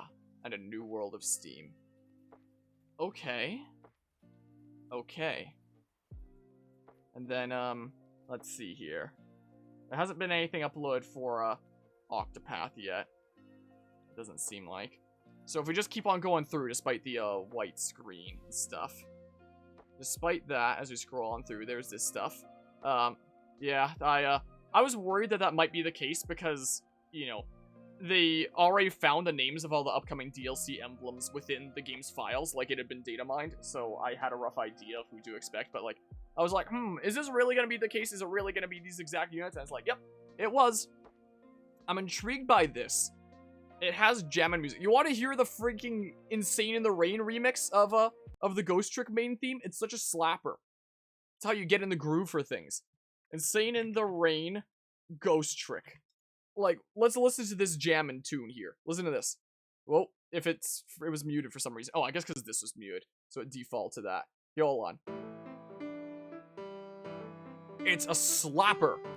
Gonna turn it down a little bit here. An absolute slapper right there. So, yeah, this is definitely a strong maybe here. Might just do it. And no, it's totally not because I first found out this was a game that exists from a slappin' jazz theme here. Totally not. That'd be ridiculous, man. That'd be rather silly. So, maybe we will. Maybe. Yeah, Raincoat's still looking interesting. I'm not familiar with it myself, but I guess it was a thingamabob in this. It's a slapper! Okay. I'm sure I've used this as like a stream starting soon, like, tune before. I'm sure of that. There's the Bayonetta thingamabob. I think that the PMD devs be working. Oh, yeah! Okay, that then. There's Splatoon 3 stuff. They just added the hub from Splatoon 2, which is on the exact same console. I guess there's like some other new shops and stuff that might be a little bit different, have some different shopkeepers. And there's like some new events with like the songs and stuff. But apart from that, was there anything really notable new that was really showcased? Oh, hub from whatever. I don't know the difference between these thingamabobs. I can't tell by looking at it. And then there's like Nier Automata stuff here. Is what's going on there. There's that and stuff. Yeah, I'm a bit intrigued what's going on with, like, the Nier things there, you know? But yeah, since Engage Wave 2 dropped today, does that change plans for the stream? It might just. Chaos was saying earlier that it's not up yet. We can check here shortly. If there's a demo for Octopath 2, we might also want to do that. Might also be the case. But yeah, here's this. I'm gonna turn the volume on for this again, actually, Expansion I think. Pass DLC. Pay more attention. Wave 2 include. So yeah, it is worth noting that yeah, all these characters that they revealed the emblems of were found, like, their names were found data mined in the game's file, so people knew for a while already that, like, these would be the characters to probably expect, and it seems like it was exactly them. Can I just, like... Yeah, cool. And I know that Hector's, like, a big fan favorite, and he was present in the first Fire Emblem game that I ever played, so that's cool. Hector, But, Emblem of Strength. That's interesting that this is, like, immediately within a Wave 2 here. Or maybe it's just this. I revealed all the emblems at once. Like, maybe I wasn't paying enough attention to the top right. It's also where my camera blocks and stuff. So maybe it's in the coming waves. So Wave 2 is the thing coming out today. So Hector's gonna be there. Defense and unleash counterattacks. Okay. And then, yeah, Soren's a really interesting choice. And he's Wave 2 as well. Spells over a wide area. One day we'll play the Radiant titles. This Yeah, bad still Camilla. Wave 2. Emblem of Still Wave Revelation. 2 here. Modify the terrain. Yeah, I can't believe they put in Camilla. Of all the like, since Corrin's already in the game, the most standard next character for Fire Emblem Fates they could have put in would be Azura. But I feel like they put in Camilla for one. No, let's call it two big reasons. How about? You know, Hinder enemies. let's say. Wave 3 includes Okay, yeah, this is Wave 3 then. Chrom and Robin. Emblem So of yeah, it Fog. was, whoops. Overwhelm foes I pressed spacebar to pause the video and it switched over to, I guess it turned on the, oh, it turned off the display capture. I guess that's what happens when you have spacebar on OBS. No, that's, gosh dang it, wrong display capture. This one. What was interesting was, like, Robin's name was included in the game files as, like, a weird subset as Chrom's, and people were like, huh, is Robin a character? Or are they, like, a just present in his final Smash or something like that, to use Smash terms? And it's like, yeah, that is Overwhelm indeed the foes with case. sword and magic That's pretty attacks. cool. You had it the wrong way around. Veronica. And then, Emblem of yeah, Heroes. representative from Fire Emblem Heroes there. Summon additional allies interesting. to fight for your cause. So wait, you say summon additional allies to fight for your cause. Does that just mean, like, you get duplicates of thingamabobs here? Yeah, I'm a little bit intrigued by that, but again, like, it was something that we already knew of. Like, Serenus Forest Engage DLC. Like, maybe I can just find this here. Expansion Pass Analysis? Like, no, not this here. If I control F and say, like, Camilla. No, I know that there was a thingamabob on Serenus that talked about this stuff. DLC Archive, Serenus Forest. Gosh dang, I know that there was a page. I don't know who's sending me a message right now. Maybe it was this.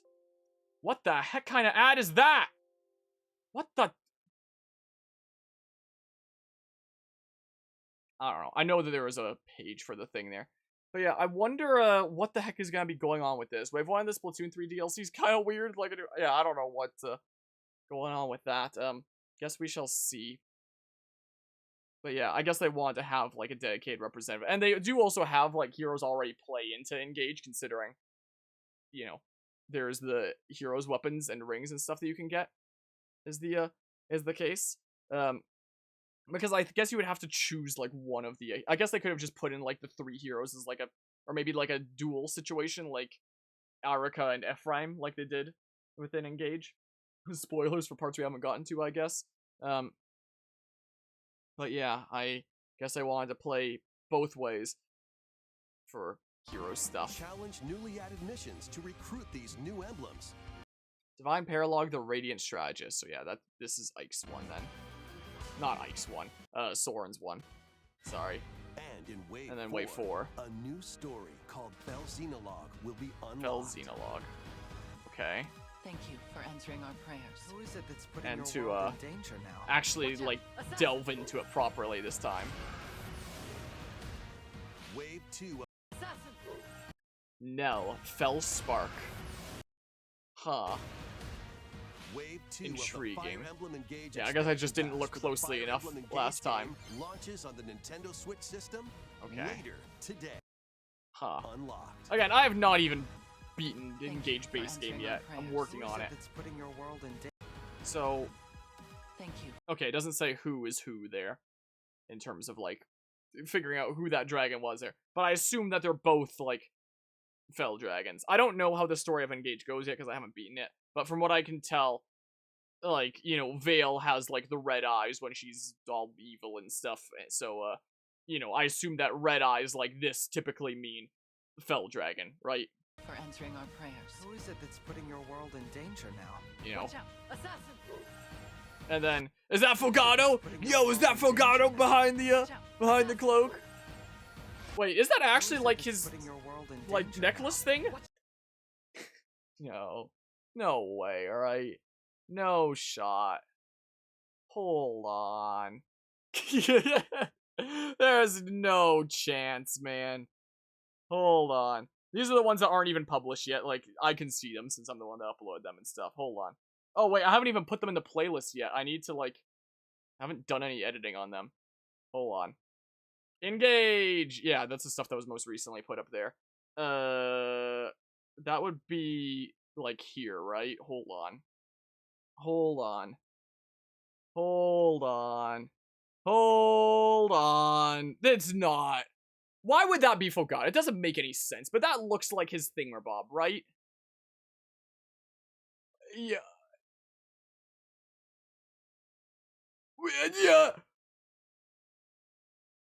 Ah! You want? No. Huh? So maybe, like, in Wave 4, it was Fogata all along. What even?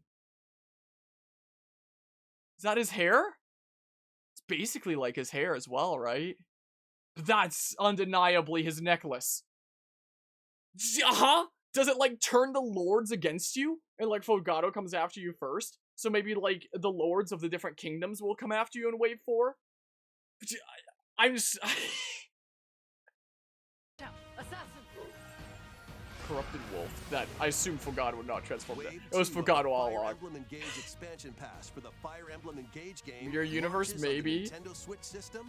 Nah, we haven't beaten Engage yet, so we don't know what's gonna happen in the story. Fogato's just gonna turn, like, traitorous on us and be like, I was the Dark Lord all along, pulling all the strings and stuff like that. Yeah, everyone's gonna turn evil and stuff. It's gonna be great. Yeah, Fogato, he captured us with his charm, but really, he was the mastermind behind it all along. I'm so confused, like, what?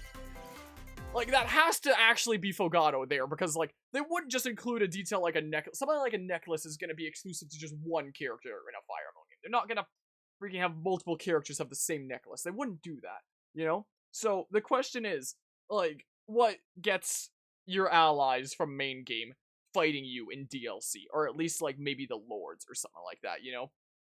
Let's put the Ghost Trick remix back on. Weird. Yeah, here's a Katamari Dynasty. Sea of Stars there. And that actually looks pretty cool. The thingamabob there. The Etrian Odyssey stuff.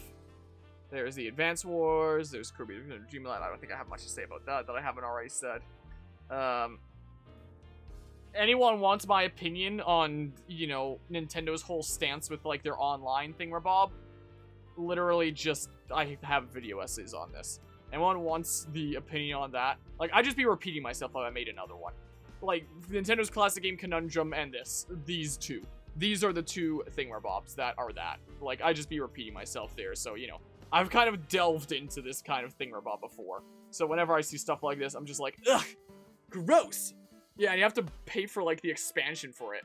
Yeah, I know it was shown in the lineup. We chatted about it there. And it's part of the expansion. Is the thing, because you need to be doing that. So, you know, if we cover it on the channel one day, I'd just emulate it. Wait, whoa, wait here. Yeah, I was just having a thought.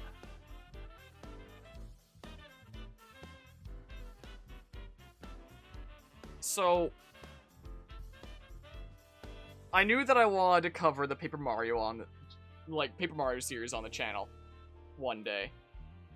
And the reason why I would have to pay $100 for a Nintendo Switch Online, that's not an exaggeration there, it actually would be $100. Because here in Canada, I believe the default expansion pass is like, what, like $50 or something like that? No, I think that's the way that is in the States, right? And it's like 60 or 70 here. And the family group one is 100. I have a family group that I just share with, like, 7 other people, so we all just, like, chip in a few bucks to all get, like, Nintendo Online for, like, much cheaper, essentially. I do that with a bunch of things. So, you know, this suddenly got moved forward a lot. Family in US is $35 a year for the expansion pass. Okay, so I guess it is $50 in Canada. Okay. And the family group version is 100 of the expansion pass. So because I share an expansion pass with a bunch of other people, and because, you know, those other people are gonna be like, what, you're getting the expansion pass? Why? That's useless. We just want to keep on paying, like, the same things that we were before. I'd basically have to pay, like, $100 to upgrade the family thingamabob there. 50 for expansion for a single person. Okay. So it's probably, like, 70 or 80, something like that in the US for a family there, whereas it's 100 in Canada. So, like, I don't know how much of a risk there was to you know, Nintendo catching on and being like, what? You're playing like an emulated copy of this game when there's a better alternative? Like, when there's like a legitimate alternative to doing so? Like, I don't know if that would be a thing that Nintendo would, like, be riding my ass about. But, well, I don't know. I'll just leave it at that level then. But just in case, the moment Paper Mario got announced for Nintendo Switch Online, I just played it that way, you know? And we did this playthrough. A couple of years ago now, I guess. Or like a year and a half ago. I think it released in, like, December, something like that. So we managed to do it in time.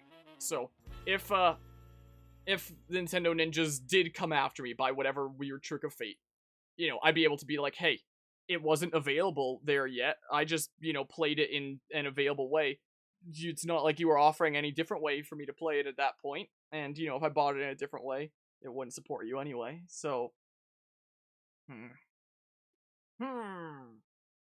Again, it might not be that much of a risk. I don't know how likely the Nintendo Ninjas would be to do that. Where's our chill playlist that we were listening to before? What the heck? Where's my tab for it? Oh, here it is. Here it is, Morphinjana Drifts. But, you know, sometimes it's better safe than sorry. And especially as the channel continues to grow, if you're, if you've got like a decently sized channel and, you know, Nintendo Ninjas catch on that that's a thing that you did, while instead of, you know, paying them for the subscription service based alternative, then they might have, you know, they might have fighting words there. So, if, does this drastically change the Fire Emblem plans around here? So yeah, there's that. And then Game Boy Advanced. Is it gonna be extra long before you play Fate's Conquest? Hold on. Yeah. Games to be added in the future. Fire Emblem the Blazing Sword. It was just known as Fire Emblem internationally because it was the first Fire Emblem game that was sold internationally. The previous ones had just been, like, Japan exclusive before that point. Well, crap. Well, crap. Golden Sun's there. Yeah, I would... Like, Sacred Stones is definitely a safe bet as well. FE6 I wouldn't be as sure about, because FE6 never got localized. There are fan translations for it, but Binding Blade never actually got an official release, interestingly enough.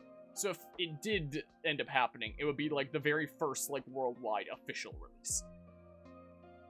Huh. So, like...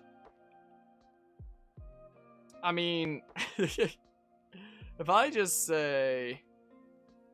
would I have them in here? No, I think I moved them to my other drive when I was making space for things. I'm running out of space. I need to upgrade my thingamabob at some point here. Because I would have the, I guess it's just called this here. It's a thing. I wonder if we change the Fire Emblem plans around here to, instead of doing Fate's Conquest Lunatic Classic next, if instead we did this. Because even if there is, like, no risk, even if the Nintendo Ninjas would never be, like, on my case about that, I honestly like the opportunity for, where was Paper Mario here again? There it was. I even like the opportunity to say I'm starting a series for this reason, and, like, further give Nintendo shit for, like, awful business practices like that. So even if the Nintendo Ninjas wouldn't be coming after me for that, like... if this can be another excuse to give Nintendo crap for really, really scummy business practices, then, like, I'll consider doing it.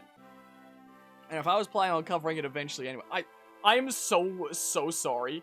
Fate's Conquest isn't real, yeah. Where's my, when did I start Fates again? When was that? Hold on. Gosh dang it, Control F Fates. There it is. 2021. Oh yeah, this was before even Engage there. Oh, when did I last write this? Does it say when I last updated? Last updated June 22nd, 2022. Oh, how naive I was.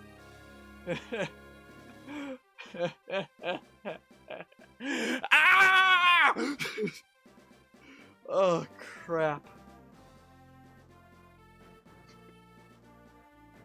look, in terms of Fates, Conquest is my favorite out of the three.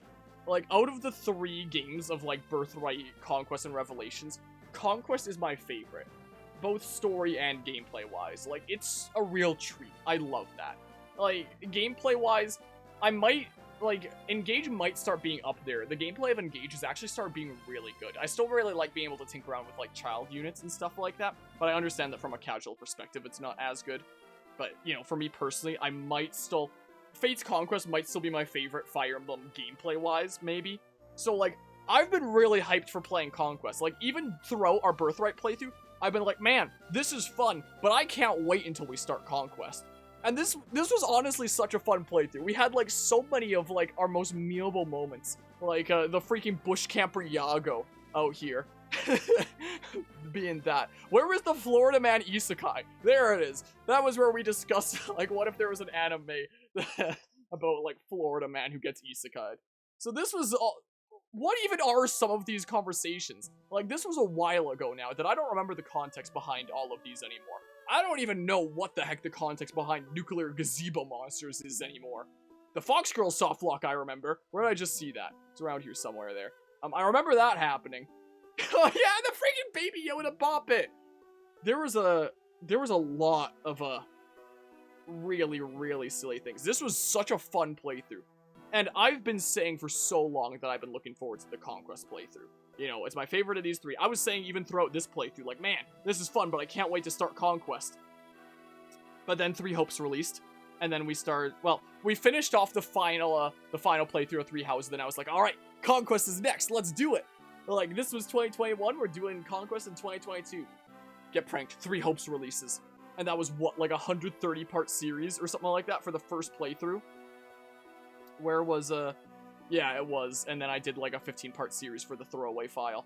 Yeah, 130 parts there for first playthrough. The subsequent playthroughs should maybe be shorter. But, yeah, first playthrough, 130 parts. Throwaway save file, just get, like, the story stuff that I missed in that same route. Just 15 parts. So, like, there's that there. So it's like, okay, well, do one route of Three Hopes, and then we'll do Fate's Conquest Limited Classic, then we'll come back to this. And then get pranked, Fire Emblem Engage coming out. We did Pepsi Man at the beginning. And now, this, and that, and me establishing myself to do stuff like this when stuff like this crops up.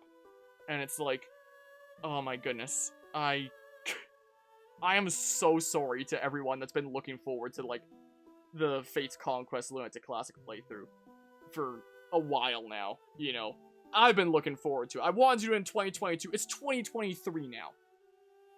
I really want to play Conquest Limited Classic sometime in 2022. Like, without a doubt there. I really want to do it. Or sometime in 2023 here. I really want to do it sometime this year. So maybe we just won't do another playthrough of Three Hopes this year. And just, like, maybe the Fire Emblem plans now is finish off Engage. And then do this.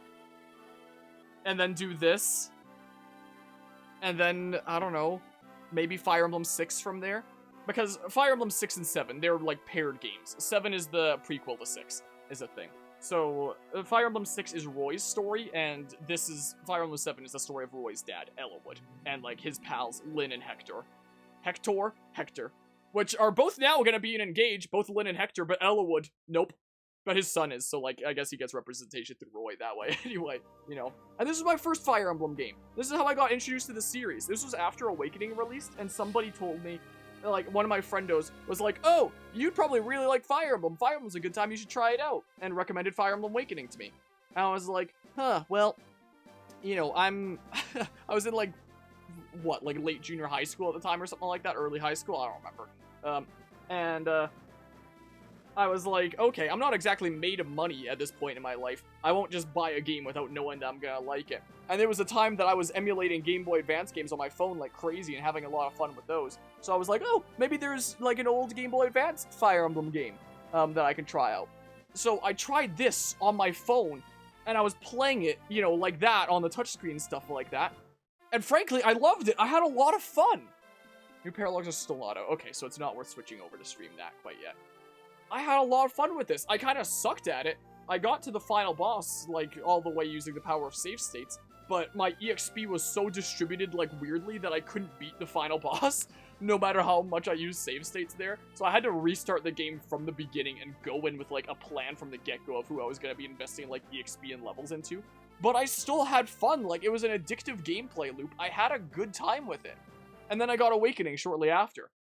So I beat this before ever starting Awakening. But I played this, really liked it, and then I went out and I bought Fire Emblem Awakening, and I've played Fire Emblem games since then, you know, ever with them releasing. I never really went back playing any of the other older ones. I played a tiny bit of Radiant Dawn, and I played, like, the first half of Sacred Stone several times, but I kept losing my save data due to weird phone emulation things. Never played Fire Emblem 6, but, you know, this was my first Fire Emblem game. It has a special place in my heart, you know? If I do, like, a test thingamabob here. You're a tactician, use that. I just want to show a thingamabob here where, yeah, just, like, we good. Or this, yeah, this is the user. So, if this is the case, and even if the Nintendo ninjas don't come after me, just to be safe, and just for an opportunity to give Nintendo shit, like, maybe it's worth doing anyway. So yeah, one of the big criticisms of Fire Emblem 7 was that there was, like, a big mandatory, like, prologue with Lyn before the true story starts with, like, Ellawood and Hector and Lyn. I couldn't really tell because it was a mandatory prologue for the sake of, like, having a tutorial and stuff like that. Game Boy Advance expansions are already out? At least this is, like, games to be added in the future at some indeterminate time, you know? And yeah, this is a nostalgic music for me. But yeah, anyway, because it was the first international game, they were like, let's have this big prologue at the beginning to, like, be like a glorified tutorial and stuff like that was the case. Yeah, I need to be closer to the enemy. I remember this. I'm gonna do the tutorial, and then we're going back to discussing the direct, so. Maybe we bum rush through Engage, and then we play some Blazing Sword? Well, I'm gonna be a weirdo and go to this tile. Also, interestingly enough, in Engage, apparently they tried to make, like, some of the attack animations extra spicy to be, like, in the style of the Game Boy Advanced ones. Because the Game Boy Advanced animations, they're friggin' clean as heck! Like, they're so good! If you play something like Shadow Dragon on the Nintendo DS, it's gonna be like, eh.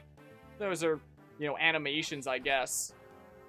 Ow, you hit me with the 39% chance. It's probably hard-coded for, like, tutorial here. To, like, use Vulnerary, I would imagine. If I recall, right? It's like, yeah, let's hang back and use a Vulnerary. Select Lyn. There's a tile there. Move to there. And stuff. I'm carrying a couple Vulneraries in my satchel. Do this to heal me up, would you? Yeah, so we go ahead and do that. And the super slow animation there. And then we go and fight the boss. Do we beat Engage and then play this instead of Conquest? And then play Conquest and then Three Hopes? Or something or other? Why have 2 pages been updated but not released? You're so confused. Weird. So we do that, and then you're gonna ask me to use Vulnerary again, I would imagine. He's tough. So then, oh. And then, yeah, enemy phase and stuff. Oh, and then we can, oh, the crit animation. The like, the Game Boy Advance animation, they're so good. They're so good. Man. And then level up. That's probably not hard-coded, though. That's actually a really good level up. That's actually really nice. Sucks that I'm closing this, because we're not starting a playthrough right now. I mean, I could always treat it like, I could always treat it like we have Pokemon on the channel recently. The current Pokemon situation on the channel is we're currently doing, like, Scarlet and Violet and Colosseum together. Because, like, the main parts of, like, Scarlet and Violet are done. It's just wrapping up the last little bits. So if you check the actual Pokemon main series playlist here, you know, most of them are just one game all the way through to the end and stuff. Here's Pokemon Scarlet, and this goes all the way through to, like, the end of the main game and stuff. Like, we get Finale, then we start doing some other stuff in multiplayer, and then here's Colosseum. And then here's that. A session of Colosseum, then another session of Scarlet and Violet, then another session of Colosseum, which means that I want to do another session of Scarlet and Violet next. I could just do that with a Fire Emblem, technically. Man. pain. Oh, this puts me in a weird situation, doesn't it? Oh, it puts me in such a weird situation here. Here. Put the music back on. Let's listen to a chill Megalovania remix. This is what we could do. Oh man, all the DLC pages have been updated. Wave 4 has been updated to say there's new classes, but we knew that because of the Fell Dragon class. I mean, we already knew from, like, when it was first revealed, when the DLC was first revealed, it said that it was going to add, like, new characters and classes. Yeah, honestly. How am I supposed to still have time to do crap like this? Eh? Man. I'm losing my mind. My goodness gracious. I want to see my chapter title cards and stuff for funsies. If I open a new one, will it close down the last one? Yeah, it will. Look at this. There's like everything before release. Here's everything about being open world, how it handles itself as an open world game. Here's gameplay that that I've been working on here. That's this one and stuff. I have 14.5 minutes left of script to edit down into video for this one. Story, soundtrack, visuals, and aesthetics. I thought that was a cool way to finalize it. Yeah. Anyway. I'm not even done with, like, the script of these ones yet. I'm still working on the script of these ones. Like, I've been handling this, like, freaking missions in Persona. Uneven rating with a party of 6. I appreciate the raid there, Uneven. How did your stream to stream go? Welcome on into my schedule being, like, insane around here. And I appreciate the 100 bits there. How are you doing today? Do you tune into the direct? And welcome everyone from Uneven stream. We were talking a little bit about you earlier because of Pikmin. There, one of the thingamabobs was Pikmin 4. Were you tuning into the direct there and stuff? Hello, Kinetic Raver. If I'm saying that correctly there. Hopefully I am. Where's Pikmin? This. So hyped for Pikmin. And yeah, Pikmin 2 playing it on the channel here. That was your first experience with Pikmin, if I recall there. Having fun with that. That was a fun 3-player playthrough. Hopefully this has, like, online co-op, but I doubt it. Because, like, Pikmin 3 had co-op as well, but it was just local. You couldn't do it online. So, you know, I imagine that this game's probably gonna have co-op as well, but probably still just locally, you know? Is probably the case, unfortunately. Because, yeah, the freaking 3-player Pikmin 2 playthrough, that was a lot of fun. I had a blast with that.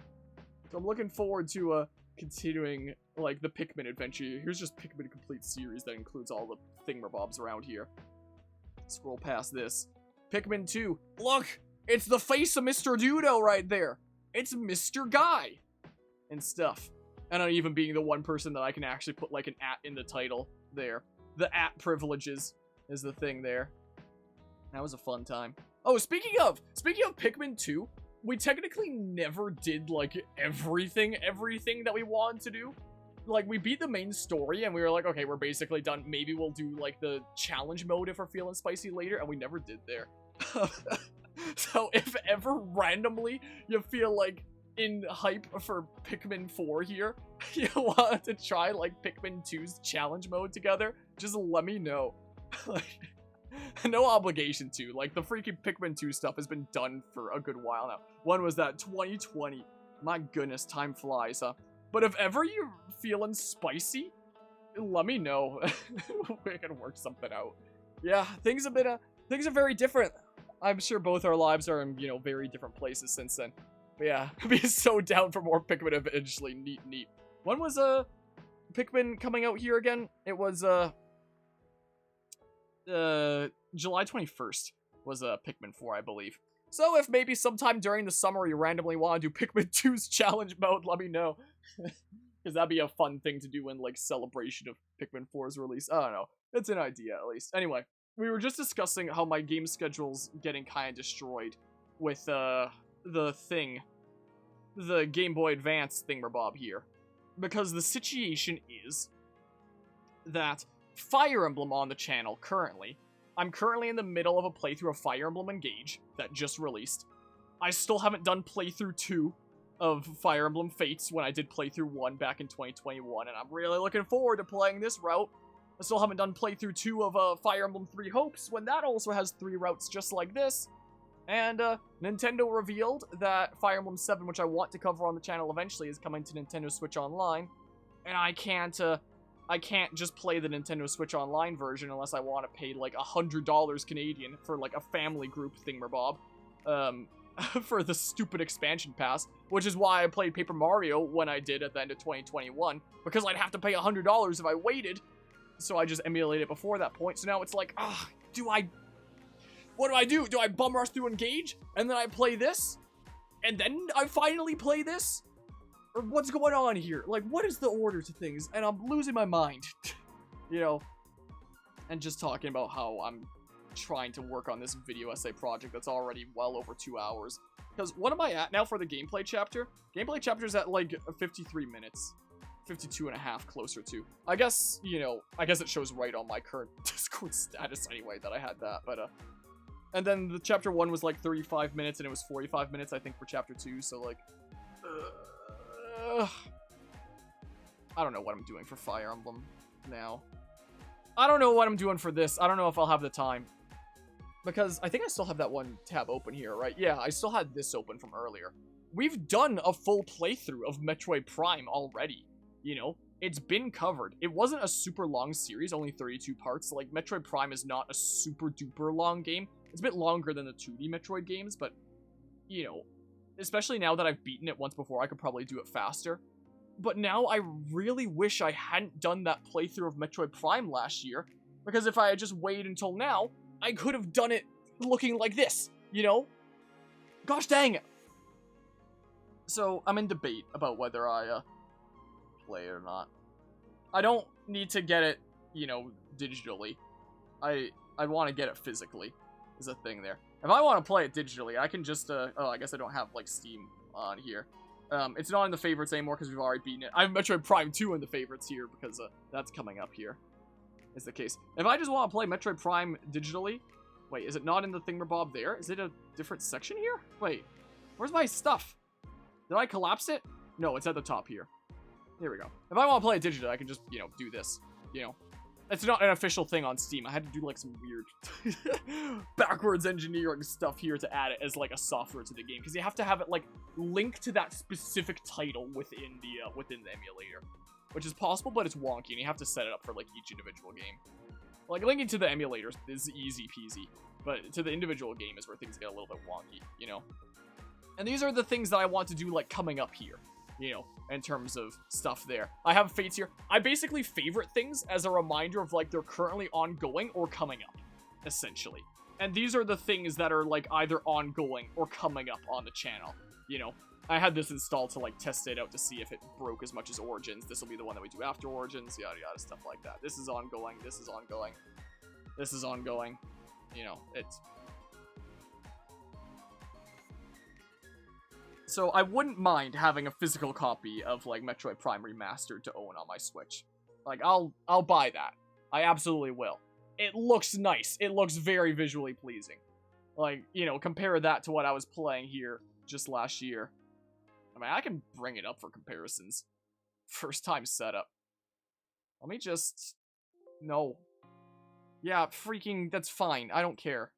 Metroid Prime Remastered. Because, I mean, it looked not half bad for the time, you know? What's the thing? Where's my cable? Here it is. You know, if you slap it in an emulator and, you know, have it be HDified because of that, where it just, you know, bumps things up to HD without changing any of the textures, it still looks not half bad. Like, the original Metroid Prime did not age, like, too poorly by any means. I don't think. I guess I have Dolphin muted right now when I was... Oh, no, I just need to click onto it and stuff. Just to have a quick look-see here. Like, it does not look half bad. Yeah, so, like, 10.5 hours, it looks like that playthrough was. Wow. Let's pause that. According to, like, my save file stuff here. So, considering you can beat Metroid games a lot faster on subsequent playthroughs, does that mean that I could beat Metroid Prime Remastered in, like, no time at all? And it's worth doing. Whoops. Yeah, it was B to jump. But yeah, it was a kind of weird experience, as I was mentioning earlier here, with, if I put my inputs on screen. There we go. In that original Metroid Prime controls was moving around and aiming both with the left stick, whereas the right stick was changing, you know, what beam you have equipped here, you know, was a thing. So it feels almost like a rail kind of shooter. And you had to, okay, it was this bumper if you wanted to get, like, free aiming and stuff. Like, it was interesting.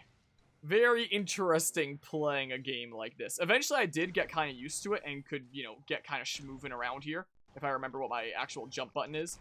Of course, locking on helps, but yeah, so I assume that playing it with, like, the new control scheme of, like, moving around like that and looking around like this would be the superior way to play and a lot more, like, fitting by modern standards.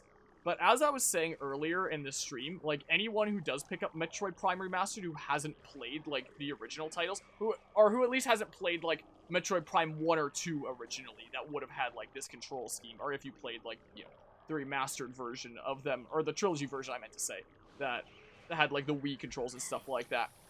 Don't necessarily do, like, a full playthrough with this control scheme, but at least give it a go. Like, give it a shot just to try it out, because, oh yeah, I need to do, like, a decent smidge of, stuff here against you guys, right? Oh. Oh, wait, did I need to plasma beam you guys? It's been a little while. Yeah, so I need to plasma beam those kinds of guys. So it's like, you can get used to it. It's kind of weird. Oh, what was the morph ball button? Whoa. Don't know why it's being laggy here. It doesn't like me running this right now. But just, like, try it out, you know? Okay, I can't, do I need to, like... Super Missile, I guess, is the case? So it's interesting, you know? So, anyone giving that game a go, try it just a little smidge with the original controls, just to, you know, try out what, you know, controls for a game like this would be like back then, before it was industry norm to, be doing the thing where the right stick is aim, you know? It's a very different era. Darn you! How dare you! Darn you! Come on. You absolute jerk.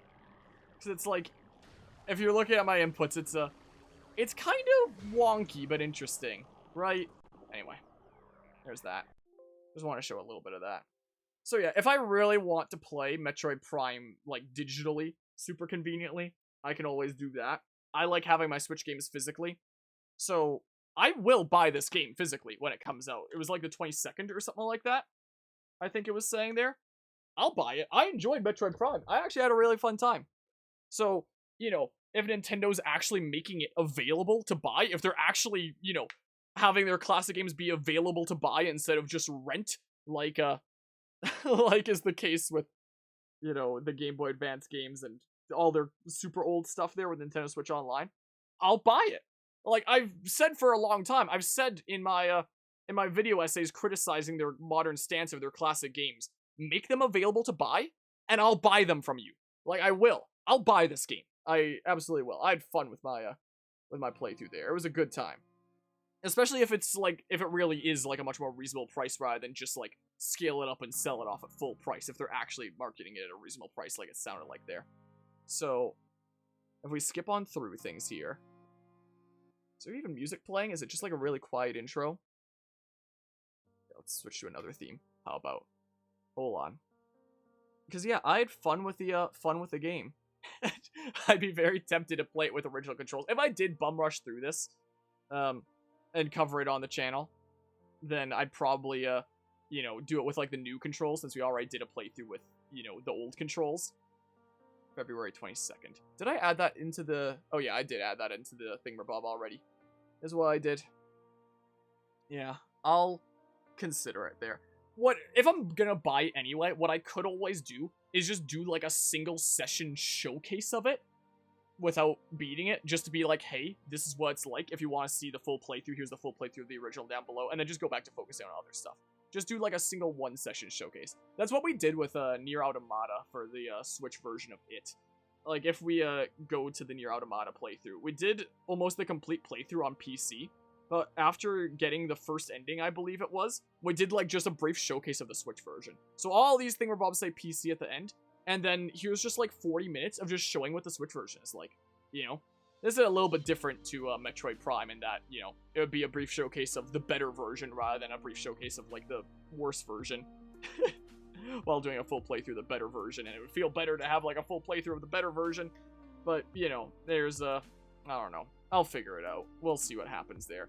I'll have to do some brainstorming when it comes to the Fire Emblem situation. See what's going on with that.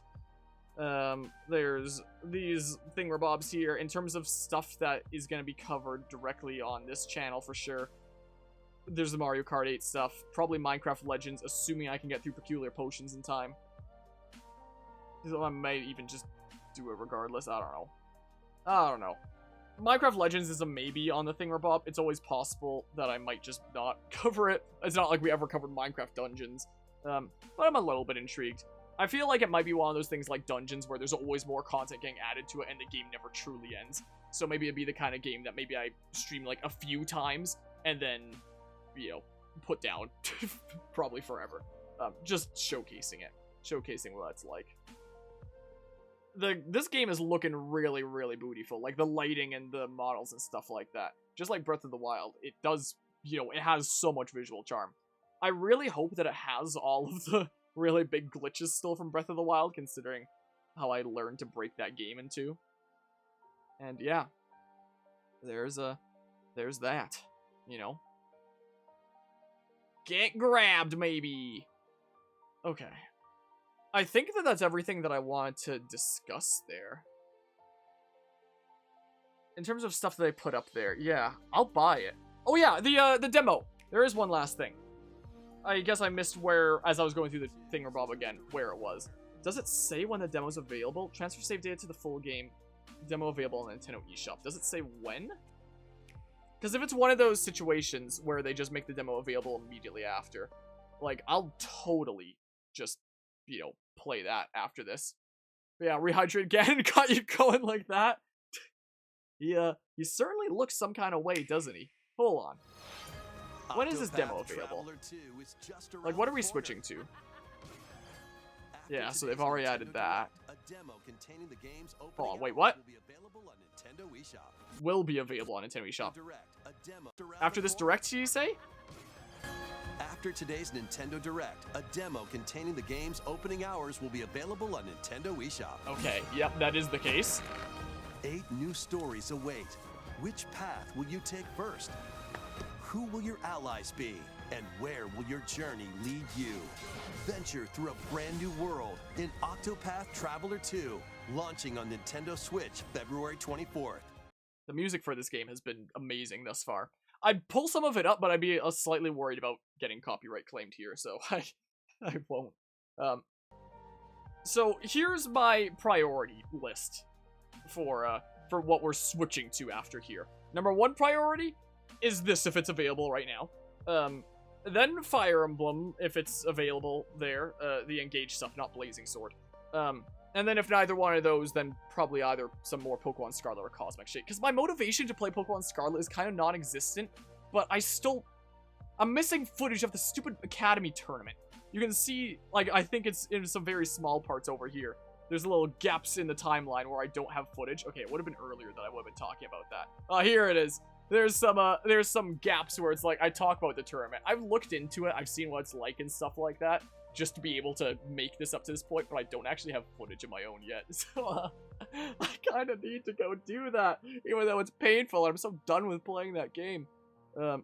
So, yeah, that's gonna be the order of priority. So, let's see here. If I switch inputs on over, and we have a look-see here, is the Octopath demo available? Should I save here? All I did was get those, like, chatty thingamabobs. Let's save anyway, because I have those new quests available that we did here, which I guess you could count as, like, off-camera from the Xenoblade 3 series then, but I'll slap this into the overall Xenoblade playlist on the channel anyway, along with all the other games that are relevant, like Fire Emblem and stuff. Okay, let's have a look-see here. Let's have a little bit of a look-see here. If the Octopath demo is available. Because I'd like to play that, if so. What the heck is this? 32% off? For the... Oh, the Breath of the Wild DLC. I was like, wait, stuff going on for Tears of the Kingdom already? I'm honestly surprised that they didn't mention this, just that it's available. It was part of my bingo sheet. I've been having fun playing this on PC thus far. This actually looks so much better on the Switch than Battle for Bikini Bottom did. Maybe I could have bought it on the Switch after all. Well, I bought it on PC because I was sketched out after what went on with how awful Battle for Bikini Bottom looked on the Switch. Can you check Engage DLC since you can't right now? Okay, I'll do that after checking Octopath really quickly. I can just look up Octopath Traveler. But the music of this that I've heard thus far has been, like, amazing. Okay. Also, I might be getting my copy of Octopath Traveler 2 a little bit later after release date, because I ordered the special edition of it off of Square Enix's site. And for anyone curious, unlike Nintendo special editions, like, this actually seems to, like, Square Enix's thing here, they actually seem to have, like, good stock of their stuff. Like, it doesn't seem like they get sold out in, like, a brief second. So if anyone's looking for a special edition of, yeah, it's available right now. If anyone's looking for a special edition of, like, Octopath, like, go check Square Enix's site. So yeah, we might not play it right on release because of that. But hey, we'll play a little bit of stuff right before release anyway, so we'll have a little bit of it showcased before that point for that reason. So in terms of this here, yeah, so plus the expansion pass, it's 120 Canadian there. All these things purchased. Does it say downloaded though? It says new here, which implies that DLC Wave 2 is out now, is the case. Yeah, it seems like. Purchased. Yeah, and it says exactly what they are. Emblem Hector has been added, Emblem Soren has been added, Emblem Camilla has been added. So there's 3 new, like, DLC emblem bracelets. Release date is gone, yeah. It has this here. 3 novice books, 3 adept books, 1 expert book, 1 silver sword, 1 silver lance, 1 silver axe, 20 silver ingots. Oh, that'd be big for me there. 5,000 bod fragments, and 30,000. Oh, that would really help my war fund. That would change things a whole lot.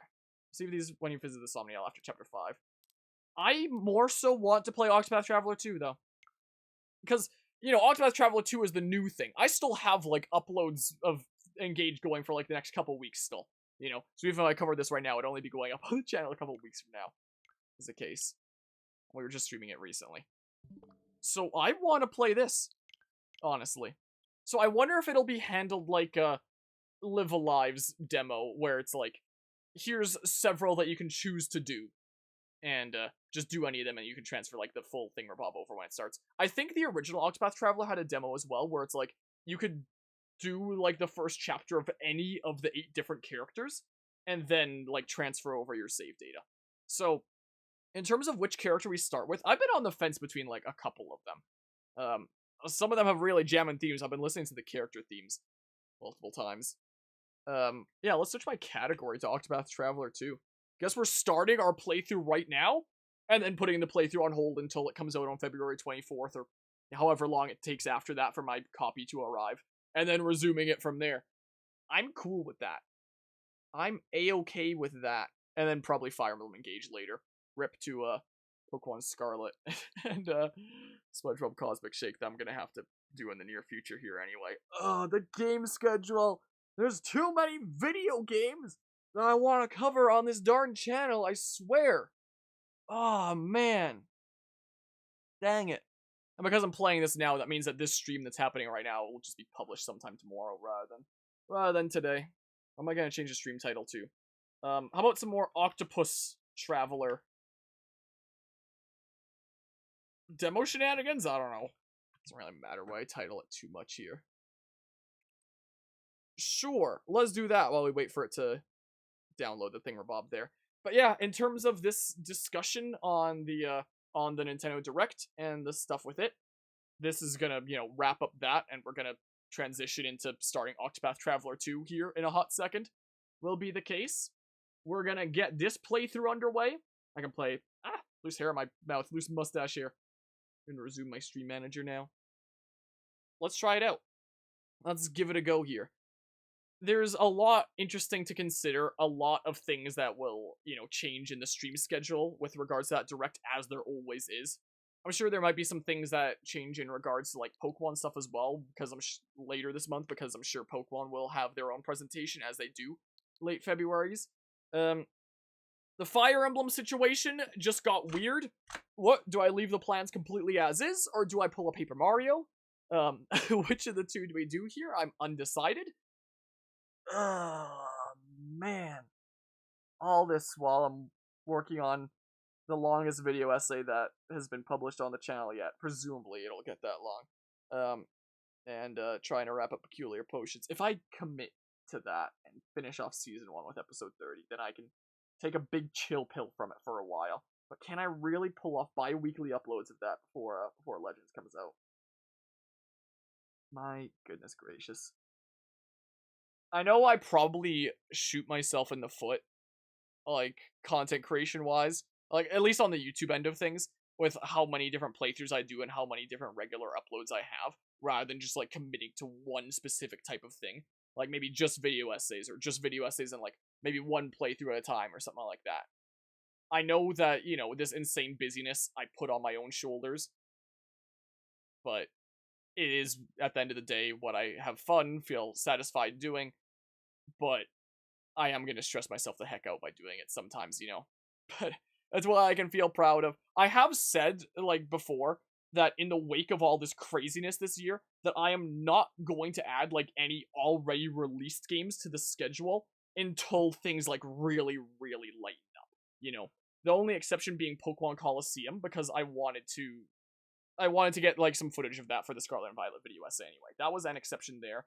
And now Blazing Sword might have to become an exception if we're pulling a Paper Mario situation, where I don't want the Nintendo ninjas to, you know, come after me and try to take my channel down and stuff like that, you know? So that might have to become another necessary exception. One, for, like, slight chance of legal reasons, and two, because even if I don't have to worry about that, it's a chance to chew out Nintendo being like, hey, my hand has been forced to do this because of their scummy business practices, you know, is the case there. So, yeah, that might have forced my hand into another exception, but apart from those two exceptions there, and maybe SpongeBob Movie Game, if I do manage to, like, get together with my friends that I was planning on doing this with, if there's finally a day that works for all of our schedules to come together and just play the SpongeBob movie games together to see if we, as 3 grown-ass men, can beat the SpongeBob movie games that none of us beat as a kid, then that would also be, like, another exception. That's, like, a special event there, and it's, you know, a big multiplayer kind of thing where Bob, that would have to work out schedule-wise and stuff. So with, you know, the one exception of Coliseum and the 2 possible exceptions of Blazing Sword and, Pokemon, and, Blazing Sword and SpongeBob movie games, not gonna be playing any already released games on the channel for the foreseeable, like, few months, it's honestly looking like at this point. But the new releases schedule continues to get crazier, huh? My goodness gracious. Especially if stupid Game Boy Advance Online is forcing my hand into Blazing Sword. I mean, it's not like it's that big a deal. I love Blazing Sword. That was my first Fire Emblem game, so I can't complain about it too much. But, like, at the same time, I want to play Fate's Conquest, Lunatic Classic. Why am I on Wi-Fi? Why am I not connected to LAN? I am plugged into a LAN adapter. So, there's that. I mean, maybe this coming weekend I can finally finish off, like, Pokemon Scarlet proper. I might still hop into, like, multiplayer stuff with Pokemon Scarlet with some other nerds. I've been in the talks with a couple people that might well be happening. What exactly there is to do, I'm not entirely sure. Because when we did that collab stream with Jodo Johnny of it, I feel like we showcased about everything that you can do in multiplayer. There's really not a lot, you know? We kind of covered about everything you can do in multiplayer, and it's like, yeah, that's done, you know? So, you know, whenever I need to draw on multiplayer stuff in that video essay, it's footage of just, you know, that couple hour session that we did. There's really not a whole lot to it. Can I check for updates for this in the meantime? Okay, good. It's still prioritizing this one. That's good there. I want you to prioritize that one. I haven't eaten anything in a little while. This is gonna take a little while yet. Maybe I can go grab, like, a granola bar and then be back. Or something like that. Unless I have one on my desk. Do I? Sometimes I do. I know I have... Oh, I have one in my laptop bag, though, because I would have taken it to university.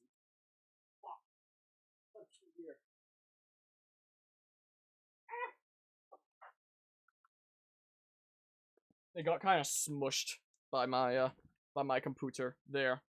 It's a Nature Valley, but not one of the ones that'll just, like, make crumbs everywhere. Not one of those kinds. Let's fuel up this way while we prepare for Octopath. Time to get Camilla, your beloved.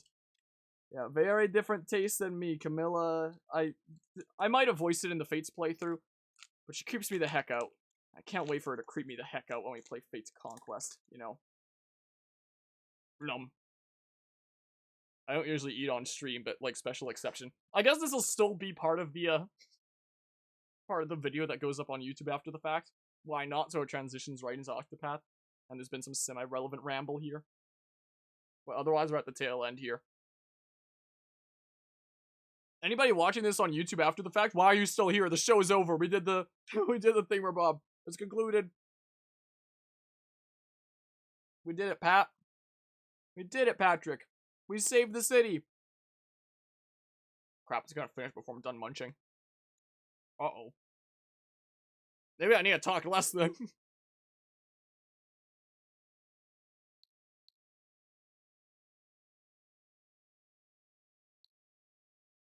That DLC story is gonna intrigue me.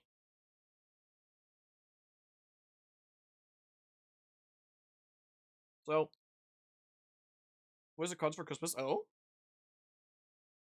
I was really intrigued by the demo.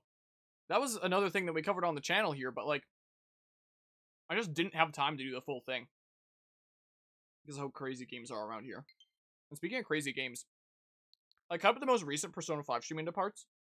Wanna know how many parts this goes up to now? It's currently at 234. So, that goes until like June. So,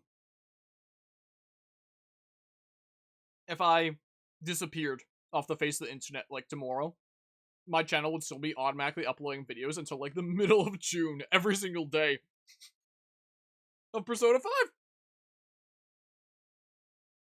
Probably not quite, but you know, we're already at like 2/3 of a year long there. I'm sure the royal stuff, we just have the royal stuff left. It probably won't take too long, right? It's just one, there's only one royal palace. I think it's 3 months. I think it's January to March. But there's only one palace, Maruki's palace, I think. So, can't be that long, right? Probably. So, there's that. Something interesting about that, though, is I try to average out the parts of the Persona 5 Royal playthrough around, like, half an hour-ish. Don't have them too long, so it's, like, more easily consumable and stuff. But something like Fire Emblem Engage, the parts of that can be anywhere from, like, 20 minutes to several hours. And the reason for that is, like, I'll have the spans, like, the duration between, like, the end of a battle to the start of the next one as, like, one part, and the entire battle itself as one part. Because you can't just cut up, like, the middle of a map into 2 parts, right? Then why would you do that? People have to click on 2 different videos just to see how that map went. And the maps can take anywhere from, like, an hour to 3 hours in the longest cases with that Tiki map. So most playthroughs on this channel, I try to follow the general rule of roughly around half an hour apart. But Fire Emblem games are in, like, a weird position where I can't, like, do that, you know? So, I fully expect it to, yeah. Honestly. I'm sure it honestly will. Like, considering how the Tiki map went, I can only imagine. Well. So, almost out of water here. I'm gonna go use the washroom real quick, refill my water, and then when we come back, let's play a little bit of Octopath. And then from there, I don't know. Don't worry about that there. But yeah, anybody tuning in on YouTube after the fact, this was what? Like 2 hours, 20 minutes almost? Appreciate you tuning in to this crazy set of shenanigans and how that's going to drastically change the game schedule around here. And when we're back, let's play some Octopath. We'll be back soon.